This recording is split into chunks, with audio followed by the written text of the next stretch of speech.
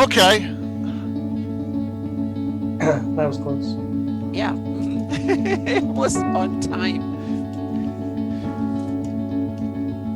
It was like, yep.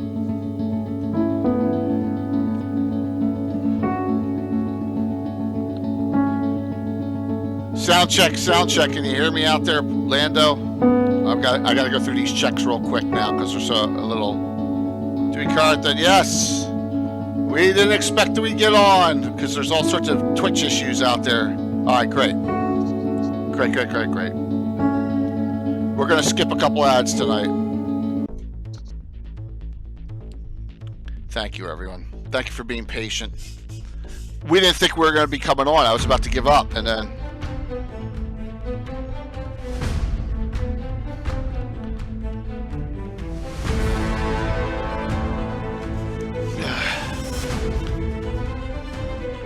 What's up, Caesar? Hey, Dark Slate. Thanks. So 3.5 years of streaming, and that's the first time I've. There's a it's on the Twitter Twitch support. I guess because I'm a partner, I got priority. I put it right in, and then boom. So yeah, thank you, everyone. Thank you for your patience here. Give me a second to get everything up and going. I got Mike out of here, and I'm just trying it over and over. Yeah. So. Thanks, Josh.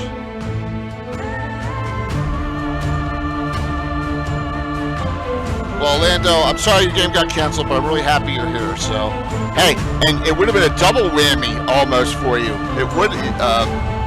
You wouldn't even beat. You wouldn't have anything. Oh, look at that, a hype train almost already. Jeez. All right, I'm still not all caught up here. Give me 1 second.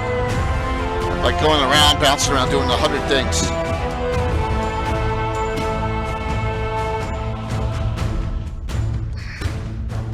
Hopefully everyone's doing well tonight. Thanks for your patience here. I know we're running a minute or two late. Because you know me, I like being prompt and early. Mitch, good to see you, Mitch.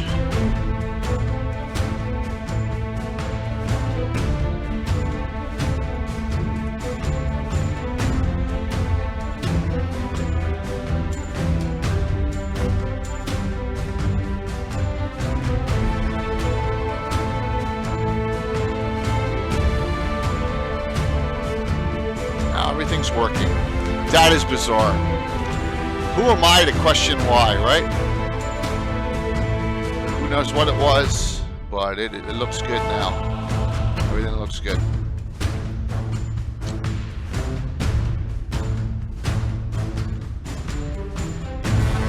Alright, one more thing. We're almost there.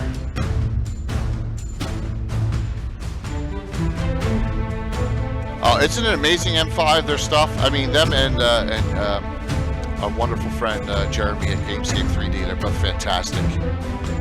Both fantastic companies. That Ghoul hitting up the hype train with that. Thanks, man.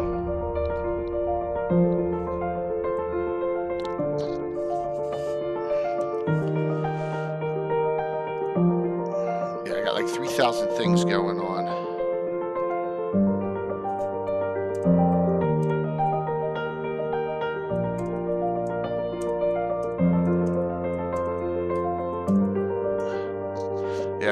See my Star Wars stuff in the background there? Oh, yeah. Yep, absolutely, man. So, get that up. We are live. Discord down. Amy, what's up?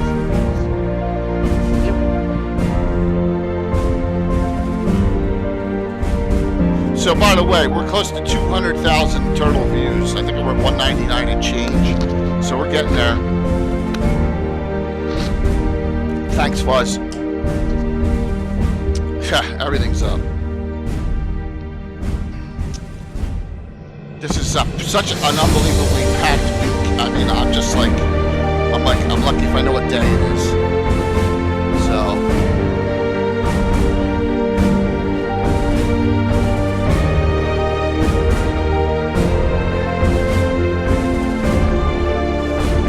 Kai, thank you.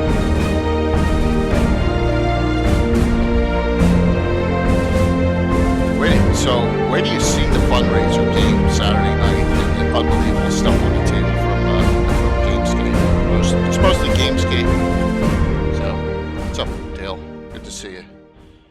Yeah, we're running a little behind as you can see because I couldn't log on. I couldn't log on to the Twitch servers through XSplit, and there was some kind of outage going on, and it was on the Twitter Twitch support, which I've never needed in 3.5 years till now. So we're good now. Hopefully, so those people are logging in. Thank you for that live train. Good to hear, man. So, GD, did you get the stuff from Chuck yet? I'm hoping you did.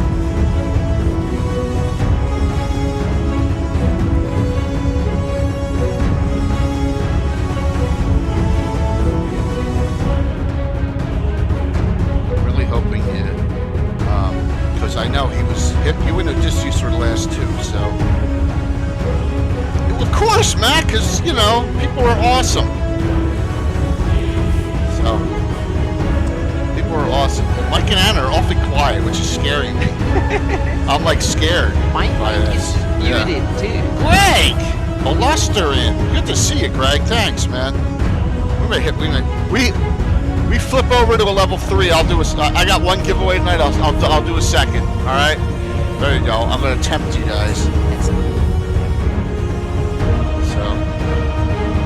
Did get it to you? That's awesome, man. Some great fantasy ground stuff. It's good to hear.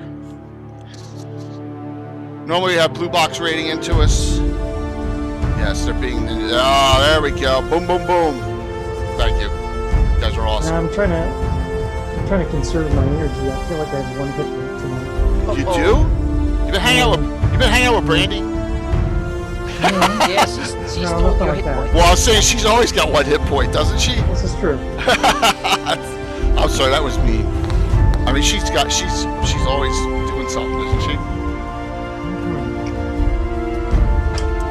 Mitch, thank you too. Thank you everyone for that.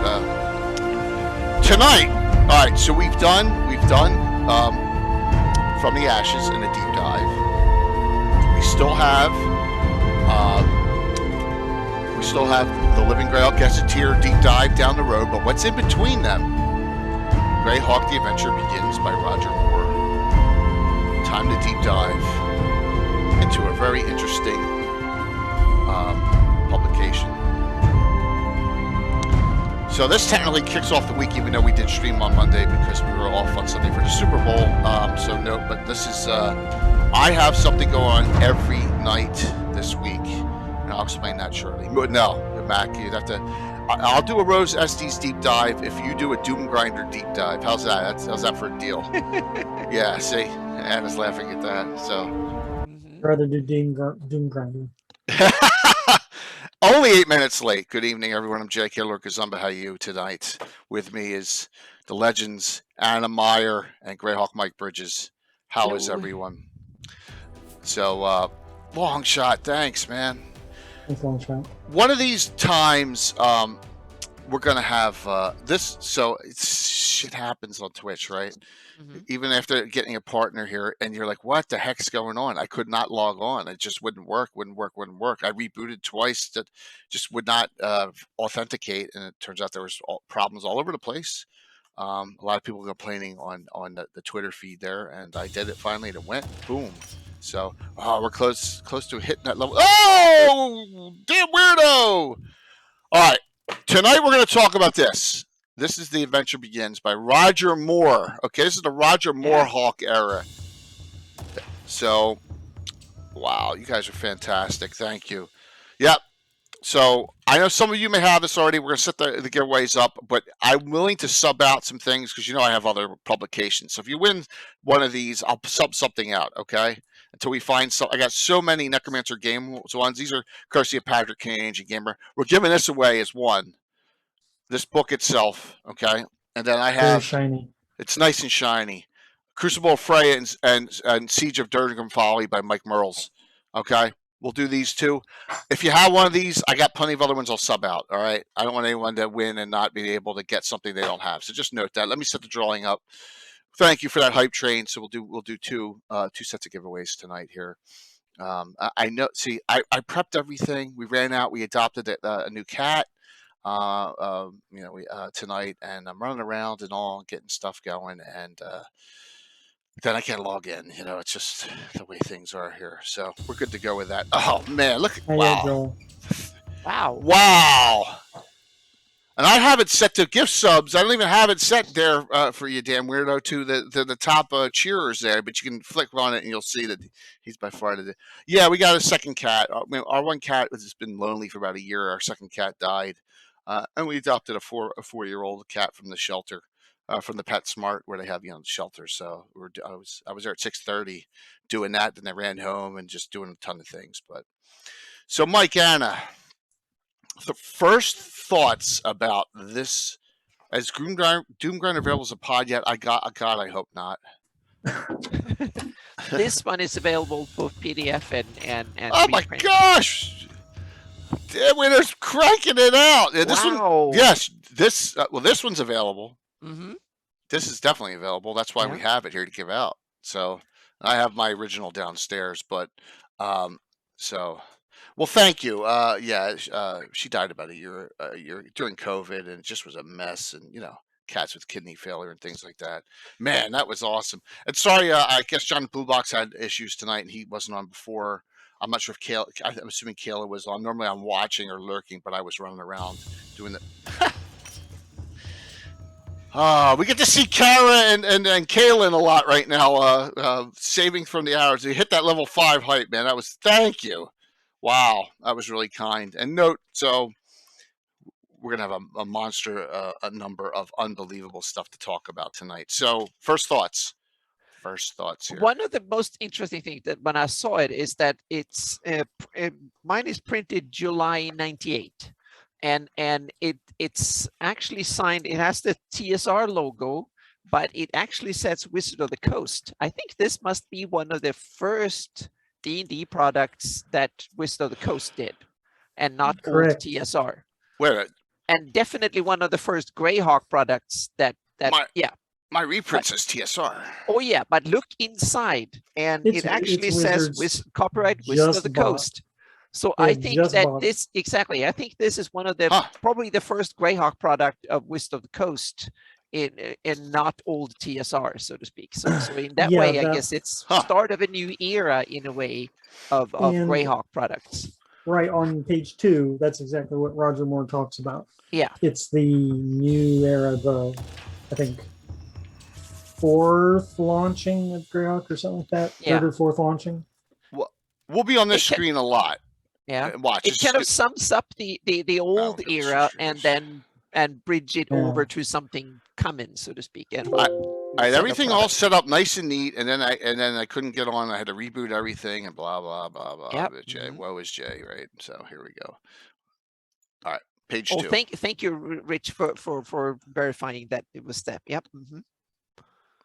All right, so so Grail campaign. Let me blow this up a little bit so you guys can see it. All right. The Grail campaign was first setting, and then so Mike, what the details on here are that he's talking about Wizards of the Coast purchasing TSR. Mm-hmm. He talks about the purchase specifically. I'd have to reread it. I'm not sure exactly what date it was finalized, but it was in that era when it was actually released under copyright Wizard of the Coast and not TSR. So what it says here is the third wave of publications for the official Greyhawk came with David Cook's Greyhawk Wars box set. All right, so that's Zeb Cook, who we had on the show over a year. I guess it's been a year, ago. We'll see if we can get Roger E. Moore. That will be awesome. Yeah, that would be really wonderful if we could get Roger on. We still haven't gotten him on. Which Carl Sargent presented the first full range of consequences of the wars from the ashes. I talk about Larry the Traitor. And now he goes, now the 4th wave has begun. It's 591. Okay, so we know it's 591, and a new age dawns. Mm-hmm. Okay, so the focus of this new campaign is the City of Greyhawk. So he's talking a lot about, the first product designed is Return of the 8 book, which we're going to deep dive into that too. Okay. Mm-hmm. We're going to deep dive into Return of the 8, one of my favorite adventures. I think the only second edition one I have on my wall of fame. Okay. Mike, if I'm sure, I got Mark on my screen, drive me crazy. this book also, I think, represents, in my opinion, the best design format they ever did for Greyhawk. These series of modules that were designed this way, I think, are, in my opinion, the ones that are the most pleasant for the eyes and stuff. The only thing I don't like is that you have like one wide column and one narrow column. I was don't going to like that. bring that up. Yeah. It's So, very weird. that's otherwise I love you the for that, fonts, Trey. I love the illustrations and the margins and stuff like that. It gives a wonderful Greyhawk feel to it. If they could just have two equal columns, I will be perfectly happy. Because we know Anna nitpicks a lot of that stuff, which is a good thing, right? To know well, about. I think if you do a commercial product, the presentation and production value is one real key thing. Otherwise, you can just distribute a Word document that people can print on their printer, so to speak. While we're nitpicking, I can talk about the cover. Yes. Okay, please. Yeah. So the cover is, I can't pronounce the guy's name who did the cover. But I'm not that ecstatic about his art, and it's kind of so you got some hero standing here, and there's an orc down, and then there's a couple other orcs, but they're not really facing him. They're kind of the composition's kind of weird, and then you got who I assume is Ayus standing here. Some dragon in the background breathing into a opening door. There's some good Greyhawky elements. Just the composition's weird. And then I don't like the alignment of this text here. The adventure begins. It's kind of, I don't know. Maybe I just like things to be centered, but here's my guess on this. If you remember, we had Skip Williams on about a year ago, and Skip said everything that they did during that era before WotC bought them, they lost money on because Box said they weren't charging enough and they were overproducing. My guess is they really skimped on this book with the font on the inside and the artwork, and they didn't, this is not, I'm not trying to sound like this isn't Larry Elmore in the cover, right? You know what I'm saying? Or easily on the cover. So my guess is maybe that's what it had to do, and they went cost effective. Yeah, it might be. And they also reused, because almost all of the decoration and illustration and stuff is found in multiple products, including the margin awesome stuff. Map. Yeah. Yeah. The it's interior the same illustrations in the map booklet are new, though. The same wood stuff. True. Yeah. That's all good stuff. Yeah. And they also had this added. Right. Do we know who did that map? Sam Wood. Okay, it's a Sam Wood map here. And Sam Wood, and he also did a lot of the interior illustration according to the inside cover. And I must say that I love this style. It's one of the best ones made for Greyhawk. Like I really, Tim Frank did a lot of the interiors for Sargent era, and so I guess Sam Wood is kind of Moorhawk era interior art. Yeah. So as we go to the Planet Greyhawk here, it's funny. This area is almost the Cave Geek Arc map. Yeah. Almost. Yep. that it depends, because I based my update. I had done the area, that area before, and then when this book came out and that map came out, I redid it the first time, and so my map is very much based on this map, and then the Cave Geek Orc Fear, he made his map based on my map. So this is very much the one I used. Well, Greyhawk is the central point of the entire Flannis. I mean, it just makes total sense. And they've really the hills are interesting the way they've done them. I mean, it's kind of just shading. It's just shading, really. Dark. It's really not any elevation. Yeah. In the hills, but the mountains have Yabarals have some elevation. Yeah, just for context, I just want to show this map so people can understand.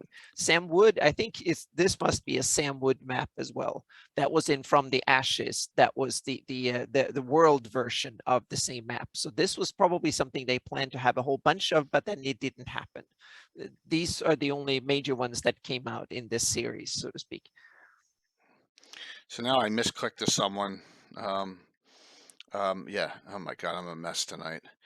One of those. So he did are those the only two maps he did for Greyhawk? Do you know? I think so. Yeah, okay. I think that's the only one. But that's on the top of my head. So it might be some hidden, but someone will tell us in chat. Some of the experts here. So yeah. Absolutely. Hopefully we'll get some input from the audience there. And so note the credits, please, where Roger thanks the AOL Greyhawk Group and Grey Talk. What page is that on, Rick? It's in the prelude in the beginning. He thanks Eric Mona and a bunch of other people. I spoke to Eric Mona today, by the way. I'll tell that story. Cool. Yep. I don't like this map.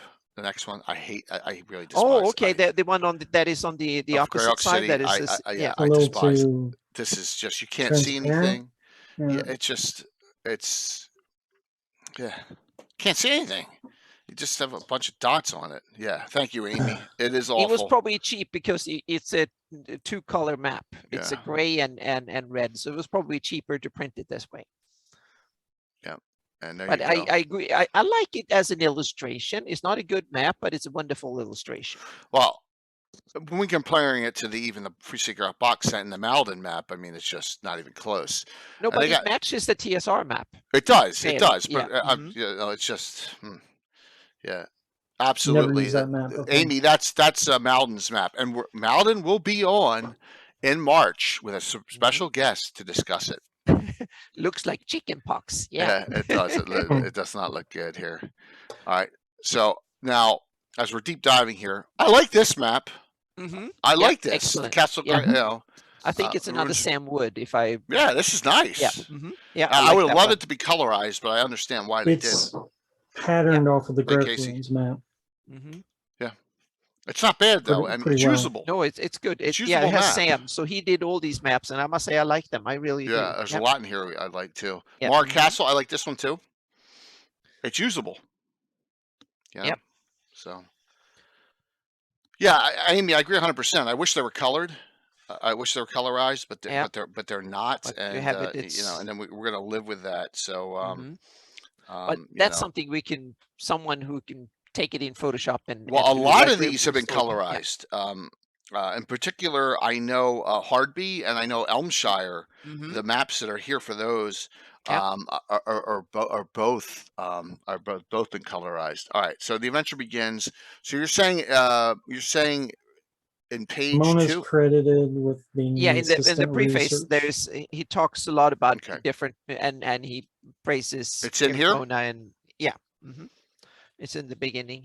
It's in the beginning. He talks in the preface. He talks about various people that needs to be credited. Oh, I see it down here. More material. All right. A variety of authors added that. No. All right. So it says Kuntz, Leonard, our buddy Leonard, dearly departed, Harold Johnson, Leeson, Zeb, Hammock, Moldvay, Schick, Sutherland, and others. Yep. I don't see Mona in that list. I saw Ekander or some, with the @ sign somewhere, but now I forgot where. Okay. I read it earlier today. All right. Oh, up here. All right. So there's more. Carl Sargent, Rick Rose, Niles are talking about Free City Greyhawk box set. It was detailed in here during the second wave, talking about the Falcon, Vecna Lives incorporated in. Okay. It's one of the best lists of all the Greyhawk modules. So it's kind of sums up all the previous products in a kind of a good way. So it was kind of a map. All right. So references to early Greyhawk products. These are they're not, how do I say this? There's a lot missing. Right? Yeah, but I think it's good. It's good. I mean, you know, Ghost Tower is in here. Dungeon EX1, EX2. The WGs are in here. Temple, Scourge, Slave Lords. Which ones are you missing? You're missing like where is Tomb of the Lizard King? You know, there's those. You know, which one am I thinking? N1. Yeah, it's kind of interesting because Tomb of the Lizard King was not officially set in Greyhawk, but the Ghost of the Tower of the Inverness would not officially set in Greyhawk either. I think more than mentioned, maybe. No, Ghost Tower was because when Alan Hammock said that Gary merged it in. Ah, see, well, a lot of these things were shoehorned in, so to speak. Yeah, absolutely. So it's just a matter of how official they were inserted, meaning if they got a Greyhawk logo on them or not, so to speak. So, And I guess when you do sum ups like this and you move forward, that might be a good idea to ditch some of the early stories you don't want to emphasize anymore. So Yeah. it might be a way that's what Wizard of the Coast is doing now. They're retrofitting and discarding certain parts of. So there might have been some thinking about that too.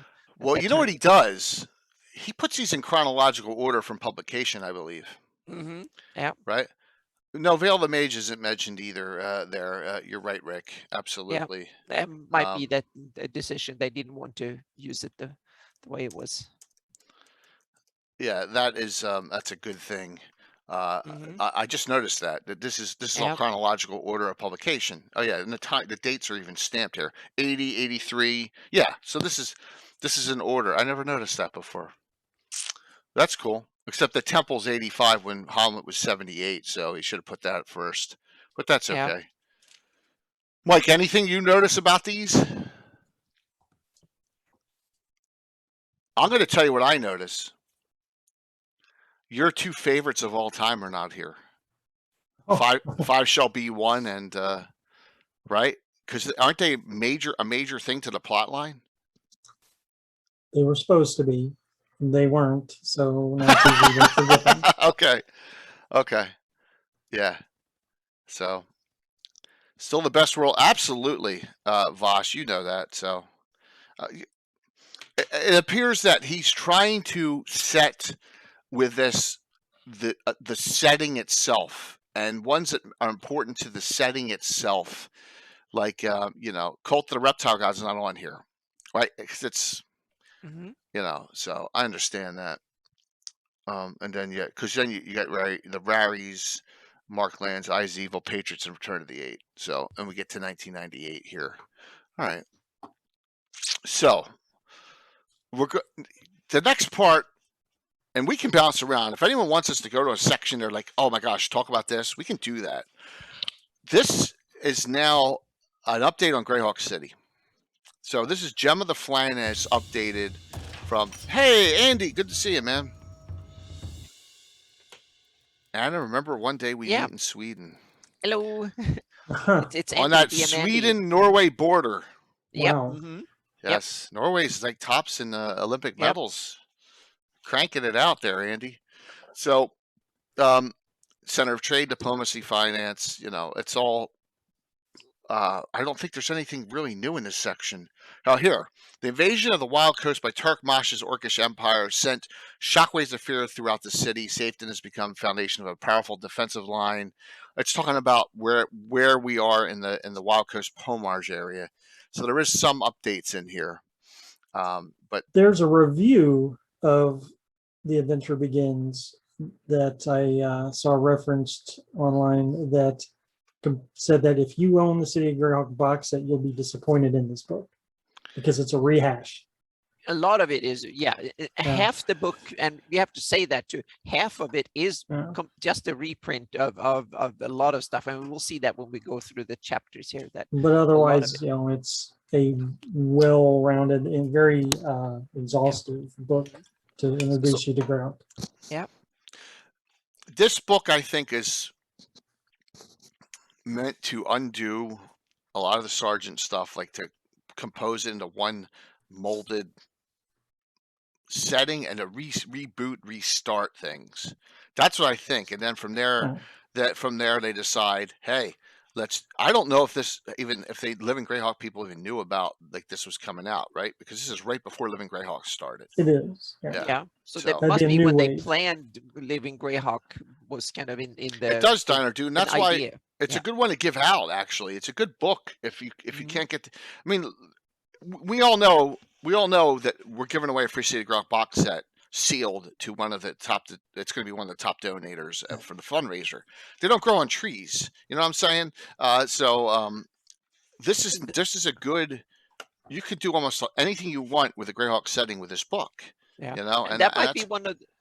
Sorry. Yeah, go. I was going to say one of the aspects why they did this book the way they did, because a lot of the old stuff, like the original settings box from '83, the From the Ashes, the City of Greyhawk box set, they were probably not going to print them again, and so they were running out. So they needed a new product to widen the audience and to pick things up and to sum up the stuff, because they probably assumed a lot of people didn't have access to the earlier products. And this is also a time before the internet and PDFs have really kind of become mainstream in the gaming publication and stuff like that. So print was still king in a way it is not today. So there's a huge history section on the Great Kingdom in this book. There is. That owes entirely to the unpublished with the Undying. Yep. So let's get to there, because this Greyhawk City stuff, a lot of it is a rehash. There is some, this is talking about Zagging here, the history of this. And look, so here we go up here. It says tales now circulate through the domain of Greyhawk of course I gotta put the Doom Grinder first and just poke my eyes out. Echo Crypt, Great Barrow, Screaming Valley, Mark Castle, Choking City, and Missing Fifth Star Cairn. Nothing to sneeze at. Don't do it, Tim. Oh man, is he starting already? But when it comes to Greyhawk in this book, it's interesting. First, they have a summary of the city of Greyhawk, and then they have a whole bunch of other stuff, and then they have a deep dive into the city later in the book. Yeah, that's true. That's true. Yeah, they go which over is all the kind of, to locations. me, a little bit weird, so to speak, that they put the city a kind of a sneak peek of the city first, and then they have a whole bunch of other stuff, and then they have the deep dive into the later on. We all agree that there's a nostalgia about the old stuff there, Vosh, about like even for Curse of Strahd. I mean, Ravenloft and Ravenloft 2, they're on my wall, right? They're never going anywhere. And it's just like, yeah, it's awesome stuff. Thanks, Patrick, for doing that. Thank you so very much. All right, so this talks about the world of Earth itself. Yes. The two moons, Anna. This is right up your alley. This chapter is, I think, the best written we ever have of the planet. It's awesome, and I also love that it's has a lot of reference to in-game literature, meaning you have from Understanding the Handiwork of Celestian by Agat Thrunch. Meaning that's a book you can go to a library in the City of Greyhawk or somewhere and get that book and read it and get that information. So, thanks, Patrick. So I think stuff like that is dynamite. It's both from an in-game perspective and from like the DM information perspective. And it also just hints at things. It just gives like a tiny sneak peek, rumors, ideas and stuff like that. It doesn't shove you facts up in your face more than a few things of the diameter and circumference and stuff like that. That was already written in some earlier articles before that. Online articles. Exactly. They was not written in published products. Published. Yeah. Yep. So how about this, Anna? The size of the Arctic continent is unknown and its outlines are unfortunately vague. A huge bridge of ice is said to link this continent to Uruk in the far west. Yeah, that is that kind of very fought over land bridge or ice bridge from the DA1 map. That here they probably want to backtrack from it a bit and make it into an ice bridge rather than a land bridge, because if you look at the DA1 map, it looks like a land bridge. Okay. And so it kind of introduces a lot of ambiguity or ambiguous kind of contradicting information into it. And I kind of like it because this gives a lot of openings for people to kind of interpret it the way they want. Okay. And I also love that they give Hyperborea, or the continent up there, like 6 or 7 alias names. Right. And I realized that now that I come up with the 7th alias name in my campaign, so I need to rethink that. So we'll see. Yeah. Nothing wrong with that. So it's cool. Here is a story that I saw about Corrin returns from Fireland. Okay, so explorer Corrin of Rocktick sailed with a number of barbarian friends to Fireland, returning with a crude map made with respectable instruments and a bit of magic. Does Carlos talk about this in his? I don't know. I haven't read it in detail yet. So all right. But the interesting thing is here it's hints at that it was Sewell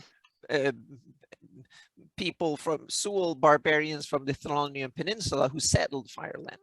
So if this is true, it's Sewell barbarians and the same type of people, the ice barbarians, snow barbarians, and the frost barbarians. It's the Kurski, Fursti, and the Schneid that settled Fireland. Okay. The section says that the people of Thulonria treat Fireland like the rest of the Flannis treats the island that Munford's on. They assume it exists. Everyone else has never heard of it. Okay. In the near deep, like okay. I didn't Yeah. know that a lot of the Flannis doesn't even realize that the capital of the original capital of the Shieldlands was on an island. No. I'm Oh. saying the barbarians' knowledge of Fireland Oh, is commonly known, whereas the rest of the world never heard of right. it. So because it's Mhm. almost like the Iceland. No. It's like it's in Iceland, their Greenland culture was. and Yeah. so on. Okay. It's Yeah. Okay. it's their It's like brethren. people in Greyhawk would know where Munford is. Yeah. I Oh, guess it's okay. I just- got yeah. it. I understand. It's all probably right. if you take in real world analogy, it will be like the Nordics, Norwegians and so Right. on. They would know that Iceland existed, but most people in the Mediterranean probably had never heard of it, Right. Iceland up there or Right. something. Yeah. Cool. They call it a continent too, the smallest continent in our world, our largest island. Yeah, exactly. So Hepmona Land is the smallest continent according to this, which is kind of interesting. And it's not. Well, it depends on what, but apparently they have whoever, It's okay, yeah, Roger Gail. E. Moore, when This he thing's wrote it, good. he wrote it like Hepmona Land is the smallest continent, which Right. means that then the number of continent matches on my planetary model because Hepmona, the other ones are smaller. So the Frank Menser Antaria homage in the center of Solnor is an island, for instance, Okay. and not continent. So yeah. I'm scrolling through this. Yeah, and they also have interesting a little bit about time, meaning how many time zones, not how many, but they list the number of degrees of latitude to change the time. That's one thing we've never had is time zones. Sorry, longitude. Yeah, to change the time 1 hour and so Never on. been discussed per in my degree. game ever. That time. No, zone no, should because you exist. normally don't. But if you do teleport from one to the other, then you Yeah, I might never even teleport thought from about day that, to Anna, night. in So yeah. 42 years. That's amazing. Mhm. That's yeah. Think Thank about you, it. Asher. It's pretty Yep. cool. Mhm. So the Yep. Flannis, we come, and now we're going to talk about the different races and Yeah. ethnic groups and things like that, which is cool. And this is just a rehash of the from the box set and from the Ashes, basically. I think. Yeah, It's from nothing 80, really- 83, over and Yeah. over. Yeah, which is okay. Yeah, there's one thing that I added here that I kind of, Oh. I'm not sure if it was initially here, but it was something that I remember from the Living Greyhawk Gazetteer, is that they put the Flannese into regions like the Western Nudiv, the Sheldamar Valley, the Bakloonish West, etc. That I think is the first time those ideas and those regions of the Flannese appeared, and then they were refined a little bit in the Living Greyhawk Gazetteer. You had Old Ferron, Old Airdy West, Old Airdy East, and stuff. They are kind of Interesting. yeah, they're so I really like those regional stuff, so to speak, in that way. Here's a Flan picture. Tim kind of nails it for his Rovers game. That's exactly what I picture Tim's characters to be looking like in his Rovers game. Which, by the way, has been scheduled for the morning of the 19th. Patrick, do you remember? Anyone out there playing in that? So we'll have another mysterious Tim game. So then they go over the elves. They go over dwarves. You know, it's all rehash. This is all rehash. Exactly, I don't know it's all any of rehash. this I don't is think new. it's anything new, really. Yeah. They go over gnomes, halflings, and a lot of the humanoids. Well, there's a lot of rehash. Maybe it's because of the page count or the font size. It feels like they're adding more to it. There might be the occasional stuff put in here, and then you It's have not like they're the, copying it word for word. No, exactly. exactly. They don't. So you have to read it carefully, because there might be an old Flan saying or a name of something or something inserted here and there. So here is a change. I just saw it. Are you ready for this? Mm-hmm. And I've argued this with Gary and everyone else for the last 10 years. The offspring of an orc father and an ogre mother is an Orog. When it's the other way around, the father is an ogre and the mother is an orc, it's an Ogrillan. There you go. I did not know that. Yep. And that's in So there. now we have it. Yep. It's Wow. official. The Ogrillan is orc-like and even more brutish, stupid, and violent. Huh. Yeah, I love Ogrillans. I see. I've always had Orogs in my campaign as Ayuzian Urukai similars, shock troop type bred, probably with some human blood in them. Never noting that if the mother is an ogre, that will create an Orog over. What's Rexar? Where's Rexar there, Meerkat? Or anyone else? Everyone else, note that out to me if they know what Meerkat's asking. I don't know. Good question. Because remember, those rules don't remember. Orcs and Warcraft are aliens, basically. They came through a gate. Yep. Okay. Yeah. I get no hits. So Yeah. Yep. Yeah. All right. So you got cultural areas. Talking about Sheldamar, Okeeland, Becklunish, Western Near Deve.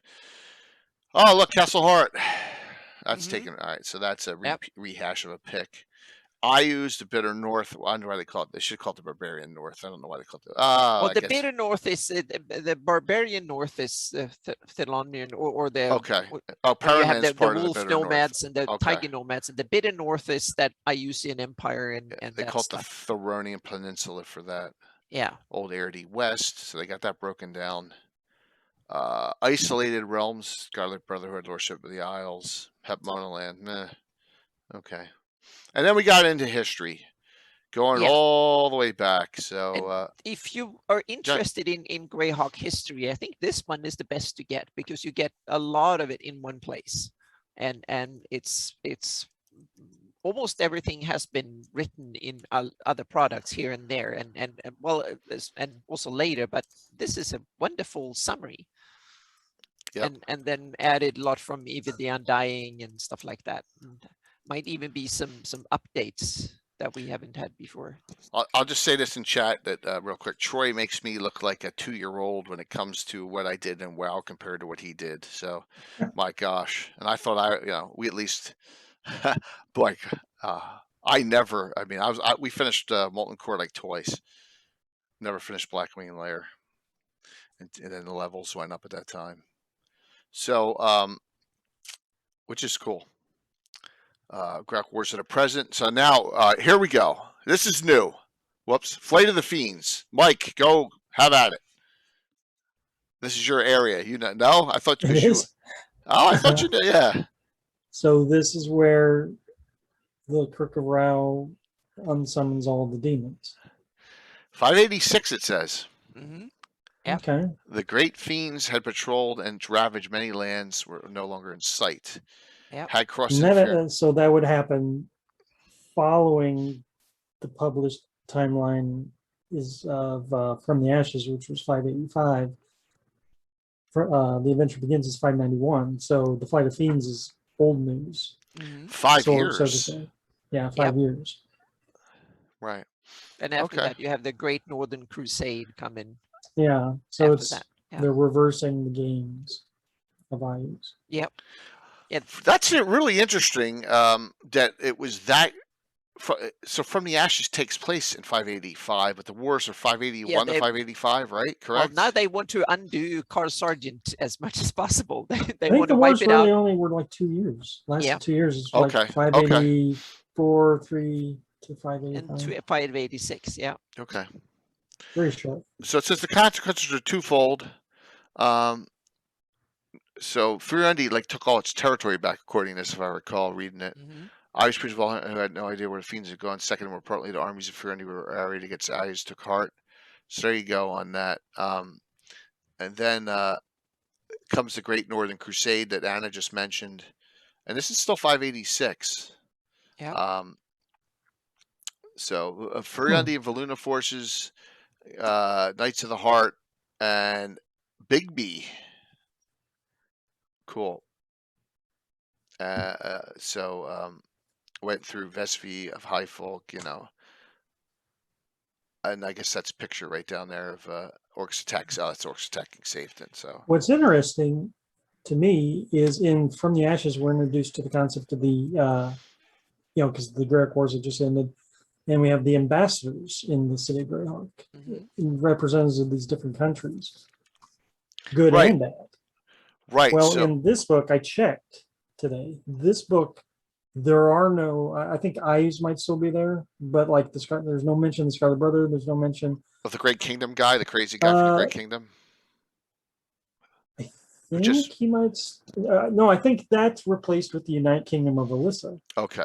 There's a bunch of kingdoms added, is what happens. That Yeah, weren't they have the whole Okay. fall of the Great Kingdom and stuff is the whole Interesting. next sub chapter here. Is So the, now the like even Iron Undying. Gate has a representative, Right. Divers has a Yeah. Okay. Verbal Ket, Parentland. Over, you know, I'm talking about the guy with all the medals, Dale on his shirt or whatever from the Ashes, who just it's like barking instructions to everyone, and no one's paying attention to him. This so it looks like this is 586. This book is 591. Is the start of this 591. book? Mhm. Pre Living So it's Greyhawk. like 5 years, I guess, 5 or 6 years after this book. I'm talking about the ambassador. The ambassador, not of it himself, the ambassador in Greyhawk City. I'm talking about. Yeah, I The- forgot the- who he was. Yes, but that's what I'm talking about. Is he an animus?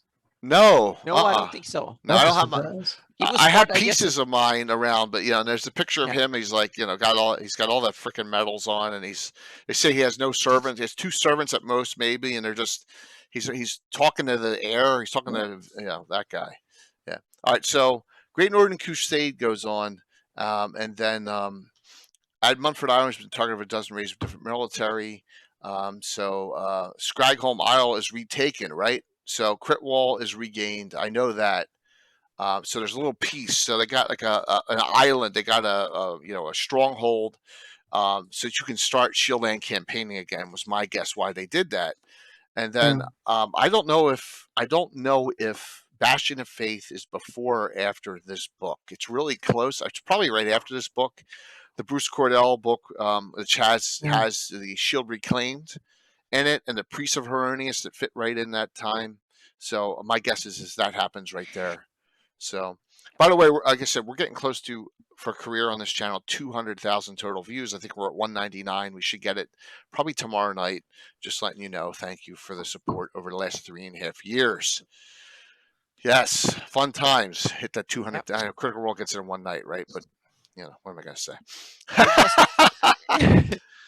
Yeah, I'm peeking for on page 38. I just found something to add to the map, and that will be the last thing I've managed to add to the 2020. It's a ruined city of Sibyl or Sibylle, or however you pronounce it. Sinbylle. It's a Seoul ruined city in the Sea of Dust. Oh, I'm nice. surprised you don't have that. Nope, I don't have it. I don't think so. It's I have on the other city. side of the Dark Gate. Yeah, I have Passage. the symbol, but not the name.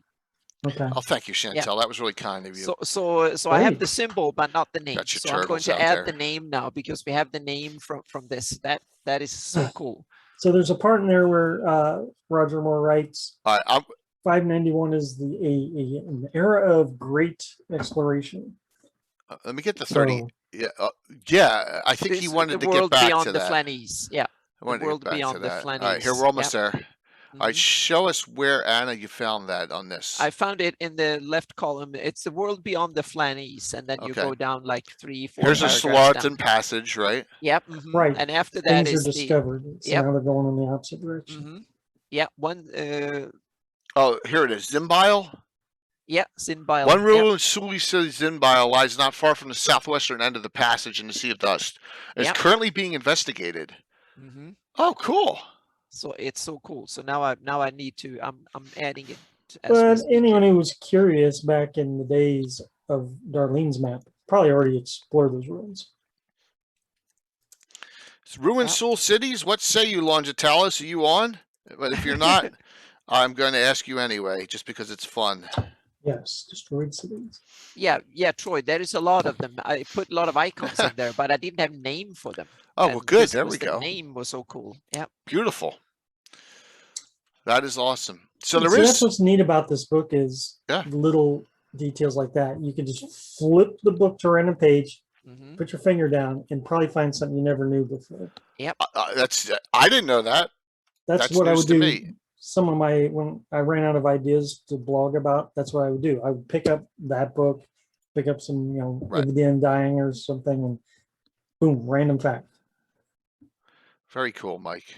I mean, this is why we do these too, so we share. Yeah. Everyone shares ideas and what they know about this book, and and talk about it and talk about, I'm an expert from the Ashes, but I'm much less on Yeah. this one. So, um, where to get started, study Greyhawk. Yeah, exactly, Gabby. I mean, you got to start somewhere. So, Lona Carr survived north. So, Arthorn. Amy has a great map of Lone Car and has done all this work on there and shown it, and it exists. That map, in fact, we had Amy on a show, I don't know, year and a half ago, Amy, where she showed, talked about Lone Car. So, I think, am I remembering this right? I thought I am. So, yeah, look at 15 months. There you go. So we had Amy on talking about the Lone Car map, and I'm sure, Arthon, that Amy would share that with you. So, Mhm. yeah. Yep. It's really cool. All right, let me flip back here and just because I know we missed Alyssa, and Alyssa's a big thing. All right, it should be right here. All right, so this is painful here. Mike and I are just gonna skim over this. Reversals and change for the Scarlet Sign. I don't care. No. Because it talks about this huge civil war in the Sea Princes, right? In here. And I'm like, oh God. Yeah, I had no idea what's going on. Yeah. I almost never read that stuff. Yeah. Yep. So it's a mess, and here's the Sea Princes. But speaking of Sea Princes, Yep. I come across one of these random facts in The Adventure Begins that I never knew before, and I think this came up in a chat recently or one of the streams. It says in this book, I don't remember what page, we're probably in the vicinity of it, that slavery was abolished in the city of Greyhawk in 588. 588, just 3 years ago of this book. Yeah. That surprised me. Yeah. Huh. And it said that the people of Safeton were unhappy with that because I guess they do need their slaves in Safeton. I know there's no slavery in Narwhal, but I did not know that. It was you're saying there was slavery in Greyhawk. I don't remember much slavery in the Up to 588. In the Free Yeah, City Greyhawk box set, though. I don't remember they it. even There's chained no them out. mention of it. Yeah, I think they even mentioned that they chained them to the walls outside with a sword or something so they could defend against and stuff like that. There were horrendous stories. I forgot where I read them or when, but yeah. So there's conscription for the guys in the blockhouse and all, but there's no slavery that I ever recall in any of those books. So, Bones is really excited about Saturday night because she wants to play with Venarium Vord. cool. Yes, and I said, yes, this is going to be a very difficult adventure too, because there will be dragons, just like the name. So I'm actually here. That's okay. We'll take it. I know you probably got a stream going on shortly, but that's okay there, Bones. You know we love you, so it's all right. All right, so let's get through the Sea Princes because it's making my eyes pop out. Oh my gosh, look at all this. I mean, it just goes on and on. Lordship of the Isles presents a curious political problem to the world. All right, so the Lordship of the Isles, it appears, they had an alliance with the Brotherhood, the Scarlet Brotherhood, and how the Brotherhood allied Lordship came to act as a neutral sea power is a controversial topic in any port city. What do you think about that, Mike? I think the Lordship of the Isles was. I'm a little better with that than the Sea Princes thing. What about the Sea Barons? Yeah, this isn't the Sea Barons either, right? Yeah, that's their traditional foe. But what happened was they made the Lordship of the Isles a way for the Scarlet Brother to project their naval force west, and so now everyone hates the Lordship of the Isles. Okay. And they used to be in the Iron League. Yeah, I mean that's So look, it says Keelan still smarting for the attempted invasion of Gradsol. So that must have been that was a Scarlet Brotherhood thing, wasn't it? Had to have been. Yeah, that's one of your late. Pick one off. There you go. Refused all contact with Lordship emissaries. Iron Grade simply refused to deal with the Lordship. Principal Ulick, of course, because the prince is a jerk, and even in my game, more than here, was desperate for new revenue to support the continued state of war with the Orcish Empire. So there you go. All Lordship crews and traders were restricted in their movements through the city. So, the rebels in Onwall have often called for Ulick and Iron to reject trade with the Lordship of the Isles. So that's something new, right? That's brand new to this book. I don't think there's a lot of discussion about that in From the Ashes. So No, I think it was in those Greyhawk articles in the Living Greyhawk journal. I think they had one article where they discussed the situation in Keelland and on that front. Helmut, Gabby. Helmut's the best Greyhawk adventure for a new, because it's sandboxy. There's a great plot in it. You can add your own stuff in it. There's so many plot twists you can turn in there. You can do a lot of interactions. And it's also full of setting references. Yeah. You have the from Old Faith to Cuthbert and Ayus and a whole bunch of stuff. Yeah. And if you don't want to be overwhelmed by all that setting stuff, then I would suggest the Sinister Secret. Yes, you would. Yep. Yes, because I'll say N1 is very complicated. Cult of the Reptile God's tough to run. I don't want to give it away, but it's tough. It's a tough one to run because if you do it right, you gotta keep track of a lot of things. Yeah, Cult. Yeah, that's what I just said, Fuzz. But you love it, but it's not you wouldn't start with it as a DM. So, yep, very cool. All right, please. That's okay to ask those questions. All right, let's continue here. Oh my God, it's more Scarlet Brotherhood. There's pages dedicated to this. Sure. They All needed to. right, here we go. Yeah, Victories of the Sheltermar Valley. So they're assuming you run Against the Giants 25th anniversary edition thing here. I'm assuming, right? It says here the Eldom Sterich was retaken from giant humanoid armies along a brutal campaign. So that's what that is, right? The Bruce Cordell Against the Giants rerun. So, yeah. And then again, my most hated thing of all, I know Anna doesn't mind it. The Kingdom of Selene is still officially neutral in all matters in Flannes. There's some elves now openly disregard the orders for the Queen and do as they please politically and militarily. Okay. And then Tarash Max in here, and he is always striking at new targets. So there's a lot. Oh, here we go. Rick. Rick's doing Carthen's going to hate this. Little is known of events in some areas, such as the Valley of the Mage. The Valley Elves have taken to slaying adventurers outright. But a few surviving, but foolish explorers report seeing distant battles being fought in the valley. Some believe the mage himself has been killed. What say you, doing Carthen? They want to wiggle out of the Valley of the Mage. They don't like that adventure apparently, so they seem to do everything to kind of retcon that history or kind of smooth over the arguments or something. Yeah. He covered that in his work. What he did. Yeah, that's cool. So we had Rick on last week. And Sinister Secret Assault March, their gift, Gabby. Not Ghosts. The original U1. Very basic. Very good. But you could get Ghosts if you want and do the first adventure in there too. All right. Cat's Occupation Abyssal. We had the Abyssal Living Greyhawk. It went back and forth. That's in here.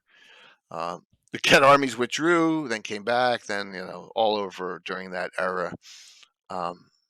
So look at this. It says DM's note, the War to Free Start should be an excellent combat-oriented campaign, though the conflicts between factions in the Allied side will require extensive diplomacy and negotiation. Well, a lot of people like that kind of campaigning, so it'd be perfect to have here.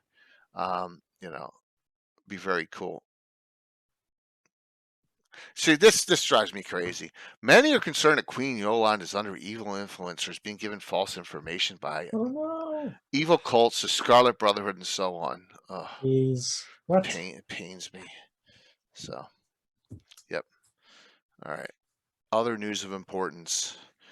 Paralands in here. Verbalbank was thrown into turmoil when the Fear-Ending Knights of Heart called for annexation of the Viscounty Divers as well. Well, that doesn't make sense, but and Wolfric died in his sleep. So we just had the Verbalbank. Yeah, good. Exactly. I am looking for the Alyssa. talks about reforming of the Circle of Eight, which is we're going to talk about that in another deep dive down the road. The world beyond the. I must have gone past it. Well, they Right. had a whole bunch of talk about Great Kingdom and I must have missed that. from the rocks. Yeah, there's like 5-6 pages. A new Great Kingdom on page 23. Thank you. That's where it Let me go back starts, to and that real then quick. the unknown fate of Rossi's Oh, here we go. assassination, war, Oh. rebellion, and the new empire is born. That covers. It's basically even the Undying. They kind of Yeah. condensed it and Seriously in here. condensed it. Yeah. Yeah. Here it is. A new empire is born, and that's the South Province. Greater things Yeah, were exactly. afoot in Buffer. Alyssa. Yeah. Yep. Yeah. Alyssa is became the principality of Alyssa. That was one province of the United Kingdom of Alyssa in the official story, so to speak. I don't think I do, Originally Patrick. Originally, it was the Flan Kingdom of Alyssa. The Kingdom of Alyssa was the original Flan, so to speak, and then it became the South Province eventually, and then it became the Principality of Alyssa. Sorry, I'm talking to someone. Oh, sorry, it was me. I should have. How many Scarlet Brotherhood do I have? Probably 0. I probably gave them out too, Patrick. I've been giving out a lot of your stuff lately that you've been giving to me. I don't think I have any of them either. So, thank you. I prefer Herzogs to multiple Over Kings. That's, yeah, well, Dale, I mean, you're the expert of the area, which is really cool. Yeah, it's cool. So, yeah. But I love that at least they formed a kingdom there over on that side with Alyssa. Now, this is not the Alyssa that was in Living Greyhawk, correct? This is a different Alyssa. The other Alyssa was ID, wasn't it? The ID Alyssa? Well, it's kind of ID is south of it, so and Neri and ID it's south of it. Neri, so that's it. Yeah, whether that was part of maybe it was part of the ancient kingdom of Alyssa in Flan times, I don't know. But it's interesting with Asher the Bear, Asher when you said that prefer Herzog. I like that title more than Overking, but I might think that Savener and Karlstrand, everyone who is a leader in that area wants to call themselves Overking to kind of claim the heritage of the Great Kingdom to them, so to speak, that they are the new turmoil Great Kingdom between the crowns. Yeah, makes sense.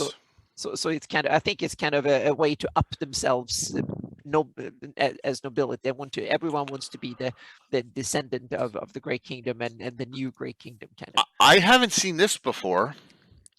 Oh, Kalstrand was proclaimed the new capital of the Alyssian Empire.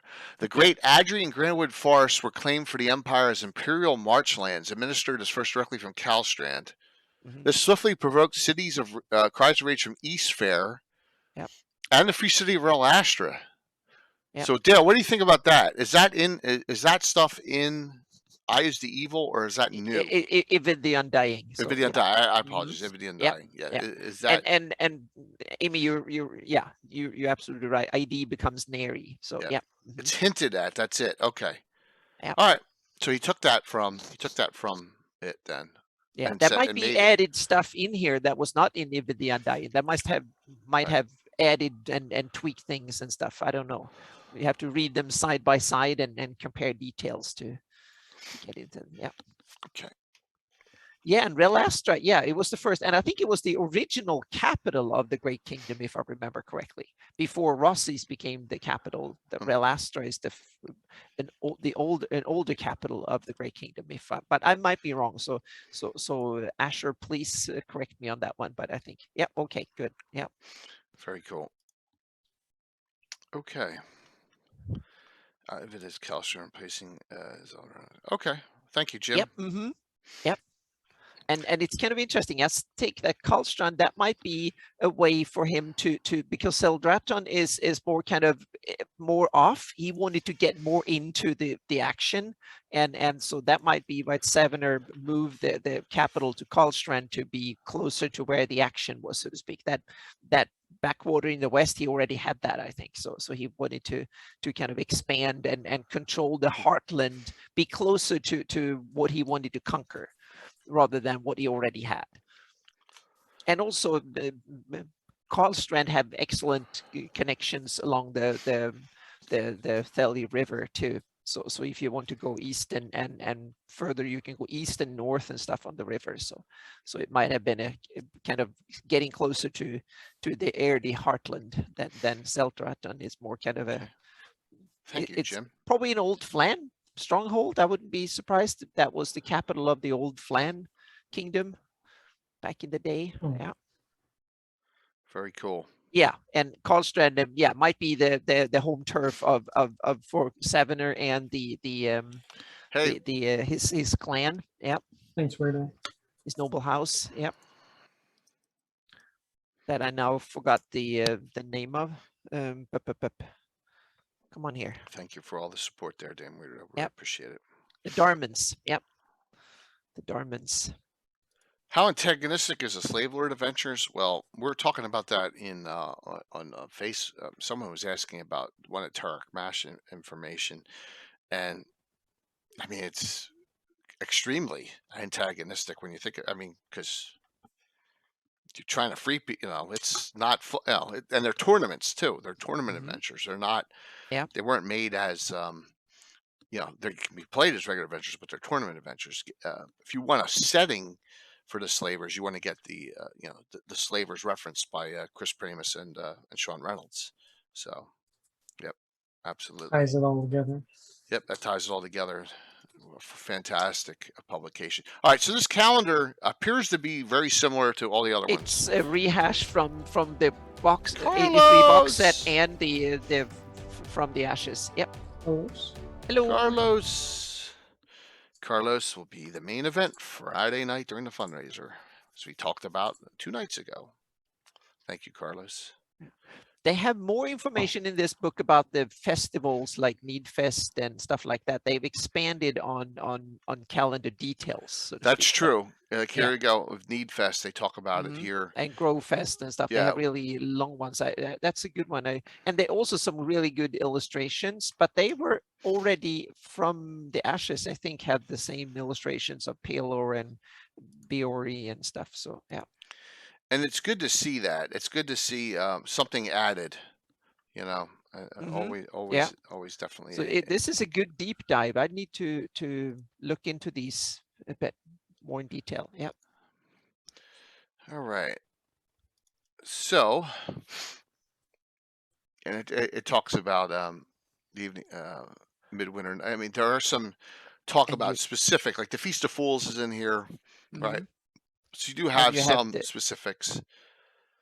Dark Night too. Yeah. And these are all over in the Earth journals, and a lot of articles have been done. We actually did an entire Legends and Lore on holidays way back. So, and you can get that on YouTube. So that 9 pages of holidays in that book. Yeah, absolutely. So that's one of those things where it's like they may mention these holidays in other books or something, but this goes in more detail. Yep. And then they have another one that is actually an addition to or built from in the original box set. They had weather tables in the glossography, and here they have the climate of Greyhawk, and I need to read that one again. And it's basically it's probably a little bit, no, it's roughly the same, I think. It's that weather system. I don't know exactly if there's any differences, but it's based on the same idea, I think. But a little bit more same text, model is used in like Scarlet Brotherhood and Slavers. Yep. Okay. Great Moon's Glory. A symbol of Celestian. Ooh. Yeah. And then, Jay, comes your home turf again, your expertise here. So Rich after that, yeah. After the climate. Yeah, exactly. Then comes the update to the box There's set. a lot of pages. Yeah, that's the climate. Yeah. Anything that sticks out in the climate area, Anna, that you? I think it's kind of cool.